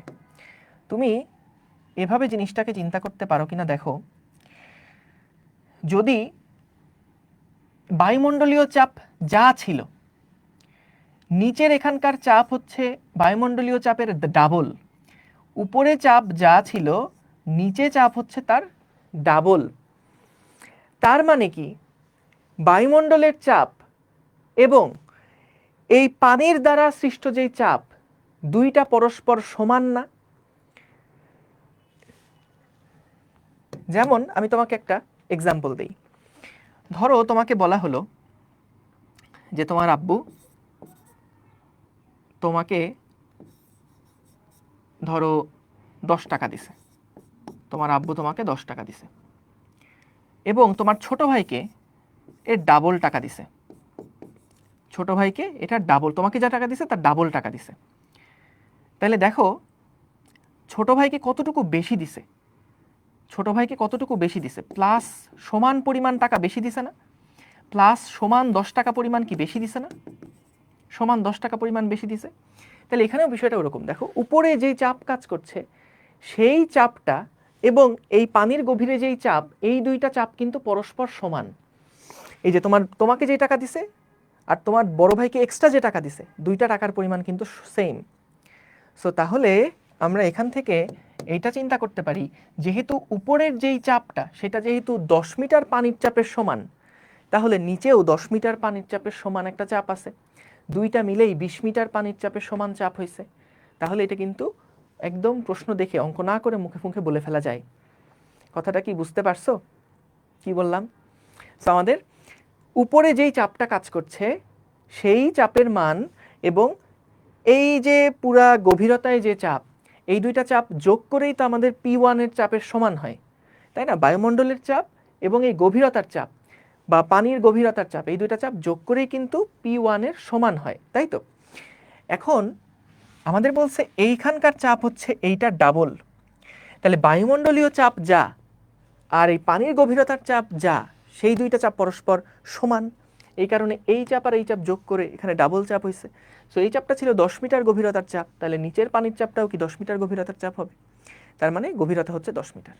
সো এটা এভাবে চিন্তা করতে পারো। আর যদি মনে হয় না ভাই বেশি টাফ লাগতেছে, তাহলে ওই যে শর্টকাট আছে শর্টকাট দিয়ে করতে পারো, বা একবারে বাংলা নিয়মে করে আসতে পারো, কোনো অসুবিধা নেই, একই কথা, অঙ্ক সঠিক হইলেই হয়েছে, কোনো সমস্যা নাই। ঠিক আছে, গেল। সো আমরা চলো পরের প্রবলেম একটা দেখি। স্থির চাপে কত তাপমাত্রায় কোনো গ্যাসের অণুর বর্গবেগের বর্গমূল প্রমাণ চাপ এবং তাপমাত্রার গড় বর্গবেগের বর্গমূলের দ্বিগুণ হবে। সো দেখো এখানে কি বলল, স্থির চাপে কত তাপমাত্রায় কোনো গ্যাসের অণুর গড় বর্গবেগের বর্গমূলে প্রমাণ চাপ এবং তাপমাত্রার গড় বর্গবেগের বর্গমূলের দ্বিগুণ হবে। সো খেয়াল করো, আমাদেরকে বলছে যে CRMS এর মান স্থির চাপে কত তাপমাত্রায় কোনো গ্যাসের অণুর গড় বর্গবেগের বর্গমূল প্রমাণ চাপ এবং তাপমাত্রার CRMS, এটা প্রাইম সমান সমান, এটা হলো মনে করো STP-তে যেই CRMS সেটা, STP-তে যে CRMS সেটা ডাবল হবে, এটাই বের করতে বলছে। সো এখান থেকে কি আসে, এটা সূত্র হচ্ছে √3RT divided by capital M, আর এখানে ফর্মুলা হচ্ছে 2 into √3RT STP divided by M। So আমাদের এখান থেকে এই যে যদি 3RM কাটাকাটি করে ফেলো, তাহলে দেখো কি থাকছে, 2 সমান সমান আসছে √T ডিভাইডেড বাই STP-তে তাপমাত্রা কত 273, তাহলে 273-এর 4 গুণ, T সমান সমান হচ্ছে 273-এর 4 গুণ, স্কোয়ার করে দেখো এটা 4 আসছে, তাহলে নতুন যে তাপমাত্রাটা হবে সেটা হচ্ছে 273-এর 4 গুণ। তাহলে 273-এর 4 গুণ কত, 1092। গুড। তারপরেরটা দেখি কি বলল, স্থির আয়তনের একটা আদর্শ গ্যাসের প্রত্যেকটা অণুর ভর অর্ধেক এবং বেগ দ্বিগুণ করা হলে প্রথম এবং শেষ চাপের অনুপাত কত হবে। দেখো যেহেতু এখানে বেগ এবং ভর নিয়ে কথা বলছে, এক একটা অণুর ভর নিয়ে কথা বলছে, তাহলে আমরা এই ফর্মুলার মধ্যে যাব, P সমান সমান 1/3 mNc স্কয়ার। তাহলে কি বললো দেখো, এখানে বললো ভর নাকি হয়ে যাবে অর্ধেক এবং বেগ নাকি হয়ে যাবে দ্বিগুণ। দ্বিগুণ হয়ে যাওয়া মানে কি বলতো, 2 স্কয়ার গুণ হয়ে যাবে না? তাহলে এই দুইটাকে গুণ করলে কি আসে, নতুন যেই চাপটা হবে সেই চাপটা কত গুণ হবে, 2 গুণ হয়ে যাবে। তাহলে প্রথম এবং শেষ চাপের অনুপাত হচ্ছে হাফ, প্রথম এবং শেষ চাপের অনুপাত হচ্ছে হাফ। কেন হাফ বুঝছো, কেন হাফ বুঝতে পেরেছো? দেখো আমাদের এটা হলো P ইনিশিয়ালটা, P ফাইনালটা হচ্ছে আমাদের 2 ইন্টু P ইনিশিয়াল, কারণ সিটাকে আমরা দ্বিগুণ করছি, এমটাকে আমরা অর্ধেক করছি, তাই এটা হাফ, এটা হচ্ছে 2 স্কোয়ার গুণ হয়ে গেল, তাহলে 4/2 হাফ মানে 2 থাকলো। তাহলে 2 into P final, 2 into P initial, এটা হচ্ছে আমাদের ফাইনাল চাপটা। তাহলে আমাদের বলছে প্রথম এবং শেষ চাপের অনুপাত, তো P initial by P final এটা সমান সমান কত হবে, হাফ হবে। আশা করি ক্লিয়ার। পরেরটাতে যাচ্ছি, দেখি কি বলছে। গ্যাসের চাপ একক আয়তনের গতিশক্তির কত অংশ? বলতো, আমরা ই সমান সমান কি পাইছি? 3/2 এনআরটি না? এনআরটি মানে কি? পিভি লেখা যায়, 3/2 পিভি। সো এখানে বলছে গ্যাসের চাপ পি সমান সমান 2/3 ই বাই ভি। একক আয়তন, এটা যদি একক আয়তন হয় তাহলে গ্যাসের চাপ সমান গতিশক্তির কত অংশ? 2/3, 2/3, 2/3 হবে। ঠিক আছে, গুড। হ্যাঁ, C is proportional to 1/c is proportional to √t, ওইটা করলেও হয়তো কোনো সমস্যা নাই, কোনো সমস্যা। আমি একটু ভেঙে চুরে দেখাইছি আর কি। 27°C তাপমাত্রায় দুটি অক্সিজেন পরমাণুর গতিশক্তি কত হবে নির্ণয় করো। তাহলে ভাইয়া বলো তো, একটা অণুর গতিশক্তি কত হয়? একটা অণুর গতিশক্তি ছিল 3/2 কেটি। একটা পরমাণুর গতিশক্তি কিন্তু 3/2 কেটি। দেখো, অক্সিজেন পরমাণু যখন হিসেবে আসে তখন কিন্তু অক্সিজেন পরমাণু কিন্তু একটা এক পারমাণবিক কণার মতন আচরণ করতেছে। অক্সিজেন অণু বললে সেইখানকার গতিশক্তি কিন্তু 5/2 এনআরটি হতো বা 5/2 কেটি হতো, যেহেতু এটা দ্বিপারমাণবিক। কিন্তু অক্সিজেন পরমাণুর কথা বললে এটা কিন্তু একটা পরমাণু, তাই না? সো একটা পরমাণু কিন্তু এক পারমাণবিক গ্যাসের মতন আচরণ করবে, তাই এটার মোট শক্তি কিন্তু 3/2 কেটি হবে। তাহলে 3/2 কেটি হলো একটা অণুর গতিশক্তি, তাহলে দুইটা অণুর গতিশক্তি 2 দিয়ে গুণ হবে, তাহলে 3 × k × t। So 3 × Boltzmann constant কত? ওই যে R/Na ইন্টু হচ্ছে টি এর মান কত? 27°C মানে 300 কেলভিন। তাহলে এখান থেকে দেখবা হিসাব করে কি আসে, 12.42 × 10⁻21 এরকম কিছু একটা আসবে। পরেরটা কি? 29°C তাপমাত্রা 3 গ্রাম নাইট্রোজেন গ্যাসের মোট গতিশক্তি কত? দেখো, মোট গতিশক্তি চেয়েছে, নাইট্রোজেন গ্যাসের মোট গতিশক্তি। সো এখানে কিন্তু যেহেতু নাইট্রোজেন গ্যাসের মোট গতিশক্তি চাইছে, নাইট্রোজেন একটা দ্বিপারমাণবিক গ্যাস, তাহলে 5/2 এনআরটি এটা হচ্ছে সঠিক আনসার। সো 5/2 3 গ্রাম মানে হচ্ছে 3/28 × 8.314 ইন্টু টেম্পারেচার হচ্ছে 27 মানে কত? 301 নাকি 29 মানে কি 302? 302, ঠিক আছে? 302 কি? হ্যাঁ ঠিক আছে, ঠিক আছে, হ্যাঁ ঠিক আছে, 302। ওকে, তাহলে এখান থেকে আমাদেরকে মোট গতিশক্তি কত বের করে ফেলতে হবে। যোগ বিয়োগ গুণ ভাগ কইরো, দেখো কি আসে। ওকে, ঠিক আছে, ঠিক আছে, ঠিক আছে। এখন যদি তুমি দেখো, সাপোজ যদি তুমি দেখো 5/2 দিয়ে অ্যান্সার নাই, যদি তুমি দেখো ভাইয়া 5/2 দিয়ে অ্যান্সার আসতেছে না, এখানে 4টার একটাও আসতেছে না, তাইলে তখন উপায় হচ্ছে তুমি এটা 5/2 দিয়ে না করে 3/2 দিয়ে করবা। 3/2 দিয়ে যে অ্যান্সার আসে এটা আসলে সঠিক উত্তর না, এটা হচ্ছে ধরো আমরা মিলাই দিলাম আর কি একটা, কিন্তু সঠিক উত্তর হলো 5/2 দিয়েই করা। সঠিক উত্তর হচ্ছে 5/2 দিয়ে করা, আমরা 5/2 দিয়ে করব। যদি উত্তর মিলে যায় এটা দিয়েই অ্যান্সার হবে, কিন্তু যদি দেখো 5/2 দিয়ে করার পরে এখানে অ্যান্সার মিলতেছে না কোনোটা, তাহলে 3/2 দিয়ে করবা। বুঝছো? ওকে, পরেরটাতে যাচ্ছি। ওকে, দেখো গ্যাসের গড় মুক্ত পথ এবং তাপমাত্রার সম্পর্ক কি, একটু ছোট করে দেখাই আসি। দেখো দেখো তো, ল্যামডা সমান সমান কি ছিল? 1/√2 n পাই সিগমা স্কোয়ার। n পাই সিগমা স্কোয়ার। n মানে কি বলতো? একক আয়তনে অণুর সংখ্যা, একক আয়তনে অণুর সংখ্যা। তার মানে কি জিনিসটা? n/v না? যে v আয়তনে অণু থাকে n সংখ্যক, তাহলে একক আয়তনে অণু থাকে কয়টা? n/v সংখ্যক। তাহলে ভাইয়া একটু খেয়াল করে দেখো, একক আয়তনে অণু সংখ্যা হচ্ছে n/v। আমরা জানি pv সমান সমান লেখা যায় nRT। n মানে লেখা যায় n/na, RT pv। তাহলে বলো তো, এখান থেকে যদি আমরা n/v যেহেতু বের করতে চাই, n/v এটাই মানে হচ্ছে আমাদের এখানকার স্মল n এর সমান, তাহলে n/v সমান সমান আসলে কি হবে? n/v এটা সমান সমান হচ্ছে p × na/RT। তাহলে এখান থেকে দেখো তো, 1/√2 স্মল n মানে n/v × পাই সিগমা স্কোয়ার, আর n/v এটার মানে হচ্ছে পাই সিগমা স্কোয়ারের মতন থাকলো। এখানে থাকবে হচ্ছে PNA আর উপরে থাকবে হচ্ছে RT, উপরে থাকবে হচ্ছে RT। R/na কে আমরা কে বলতে পারি, তাহলে KT/√2 পাই সিগমা স্কোয়ার প্রেসার। তাহলে খেয়াল করো এই সূত্র কিন্তু বইতে নাই। আমাদের ল্যামডা কার সাথে সমানুপাতিক? গড় মুক্ত পথ এবং তাপমাত্রার মধ্যে সম্পর্ক কি? এটা হলো গড় মুক্ত পথ আর তাপমাত্রা হচ্ছে এইটা, অর্থাৎ পরস্পর কিন্তু সমানুপাতিক সম্পর্ক, তাই সি হচ্ছে আনসার। এ বলছো? এ না, সি হচ্ছে আনসার। ঠিক আছে। যদি বলে প্রেসারের সম্পর্ক কি, এই যে দেখতে পাচ্ছ, আশা করি প্রেসারের সম্পর্ক কি, আশা করি দেখতে পাচ্ছ। ঠিক আছে, পরের প্রশ্নে যাই। ওকে, পরের প্রশ্ন কি বলছে? কোনো একদিন বায়ুমণ্ডলের তাপমাত্রা 20 ডিগ্রি সেলসিয়াস এবং শিশিরাঙ্ক 15 ডিগ্রি সেলসিয়াস। 20 এবং 15তে সম্পৃক্ত বাষ্পচাপ দেওয়া আছে, আপেক্ষিক আর্দ্রতা কত হবে? তাহলে ভাই শিশিরাঙ্কেরটা হচ্ছে 2 × 10⁻³ আর 20 ডিগ্রিতে বা বায়ুর তাপমাত্রায় হচ্ছে 4 × 10⁻³ কাটাকাটি করলে কি আসে? হাফ। এটাকে 100% দিয়ে গুণ দাও, তাহলে 50%। তাহলে আপেক্ষিক আর্দ্রতা হচ্ছে কত? আপেক্ষিক আর্দ্রতা হলো 50%। ঠিক আছে, ওকে, পরেরটাতে যাচ্ছি। 27 ডিগ্রি সেলসিয়াস তাপমাত্রার আপেক্ষিক আর্দ্রতা 70%, সম্পৃক্ত জলীয় বাষ্পচাপ এত হলে ওই তাপমাত্রা সম্পৃক্ত বাষ্পচাপ কত? দেখো ভাইয়া, আর সমান সমান আমরা যেটা লিখি, উপরে কি হবে? উপরে হবে হচ্ছে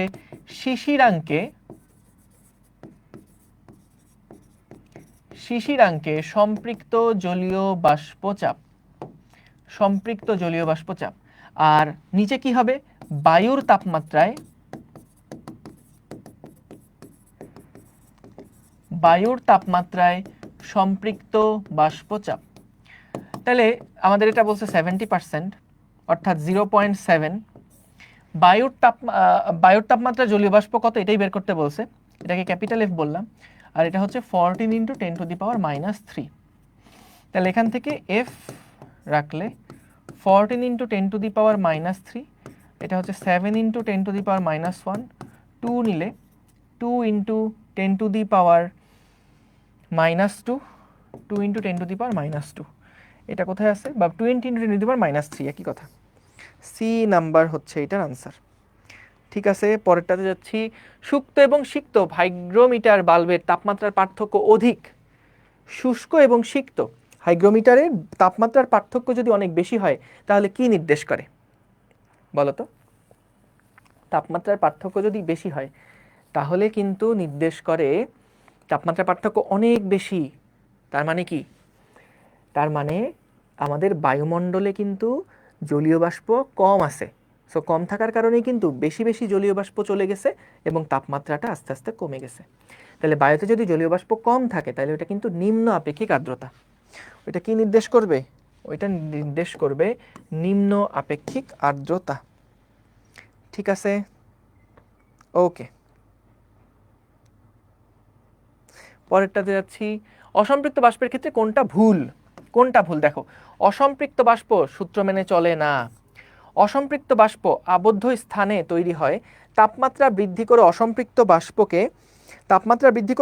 বাষ্পকে সম্পৃক্ত বাষ্পে পরিণত করা যায়। রাইট, সি হচ্ছে সঠিক অ্যান্সার।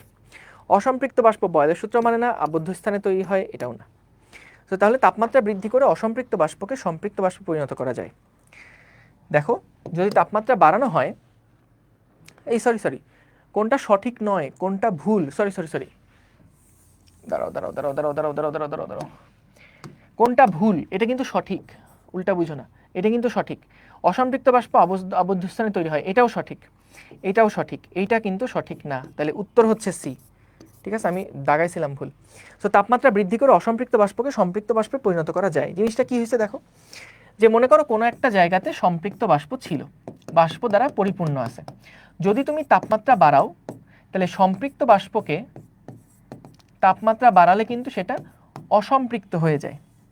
সম্পৃক্ত বাষ্পের তাপমাত্রা বাড়ালে এটা কিন্তু অসম্পৃক্ত বাষ্প হয়ে যায়। এবং যদি তাপমাত্রা কমাও তাহলে কিন্তু বাষ্প ধারণ ক্ষমতা কমে এবং রুমের তাপমাত্রাতে জলীয় বাষ্প সম্পৃক্ত হয়। যেই তাপমাত্রায় উপস্থিত জলীয় বাষ্প দ্বারাই রুমটা সম্পৃক্ত হয় সেই তাপমাত্রাটাকে আমরা কিন্তু বলি শিশিরাঙ্ক। বুঝতে পারছো? তাই এগুলা খেয়াল রেখো। সম্পৃক্ত বাষ্প কিন্তু বয়েল চার্লসের সূত্র মানে না, কারণ ওটা বাষ্প, ওইটা পুরোপুরি বাষ্প হয়ে গেছে, ওইটা গ্যাস হিসেবে নাই। তাইলে যেগুলো অসম্পৃক্ত বাষ্প সেগুলাই কিছু গ্যাসের প্রপার্টি থাকে, সেগুলো কিন্তু বয়েলের সূত্র চার্লসের সূত্র মেনে চলে। এবং অসম্পৃক্ত বাষ্প আবদ্ধ স্থানে তৈরি হয়, ঠিক আছে, কিন্তু তাপমাত্রা বৃদ্ধি করে অসম্পৃক্ত বাষ্পকে সম্পৃক্ত বাষ্পে পরিণত করা যায় না, তাপমাত্রা হ্রাস করে। যদি বলতো তাপমাত্রা হ্রাস করে অসম্পৃক্ত বাষ্পকে সম্পৃক্ত বাষ্পে পরিণত করা যায় তাহলে ঠিক আছে। ঠিক আছে? ওকে, সো আমরা মোটামুটি আমাদের এই অধ্যায়ের যে টপিকগুলা আছে সেগুলো একবার রিভাইজ করে ফেললাম। তোমাদের কাছে যেটা কাজ হবে, যে এই 4টা অধ্যায় যেগুলো আমরা করছি এগুলোর উপর তো পরীক্ষা নিব। বইয়ের লাস্টে ভাইয়া যে এমসিকিউগুলো আছে না, একদম ঝাঁঝরা করে ফেলো। বইয়ের লাস্টের এমসিকিউগুলো ভালো করে দেখে ফেলো, বিগত বছরের প্রশ্নগুলো দেখে ফেলো, এবং আমাদের প্র্যাকটিস শিট যেটা দেওয়া আছে এগুলো খুব ভালোভাবে কভার করে ফেলো, সময়ের মধ্যে কভার করে ফেলো। সো ইনশাল্লাহ তোমাদের সাথে আরেকটা ক্লাসে দেখা হবে। আমরা সেগুলো ঈদের পরে নিব। ফিজিক্সের আরও যে 2টা ক্লাস, ওই 2টা ক্লাস ইনশাল্লাহ ঈদের পরে হবে। টিল দেন, আসসালামু আলাইকুম, আল্লাহ হাফেজ। প্রিপারেশন নিতে থাকো ইনশাল্লাহ সবার জন্য, তোমার জন্য যেটা ভালো সেটাই হবে ইনশাল্লাহ। আসসালামু আলাইকুম, আল্লাহ হাফেজ।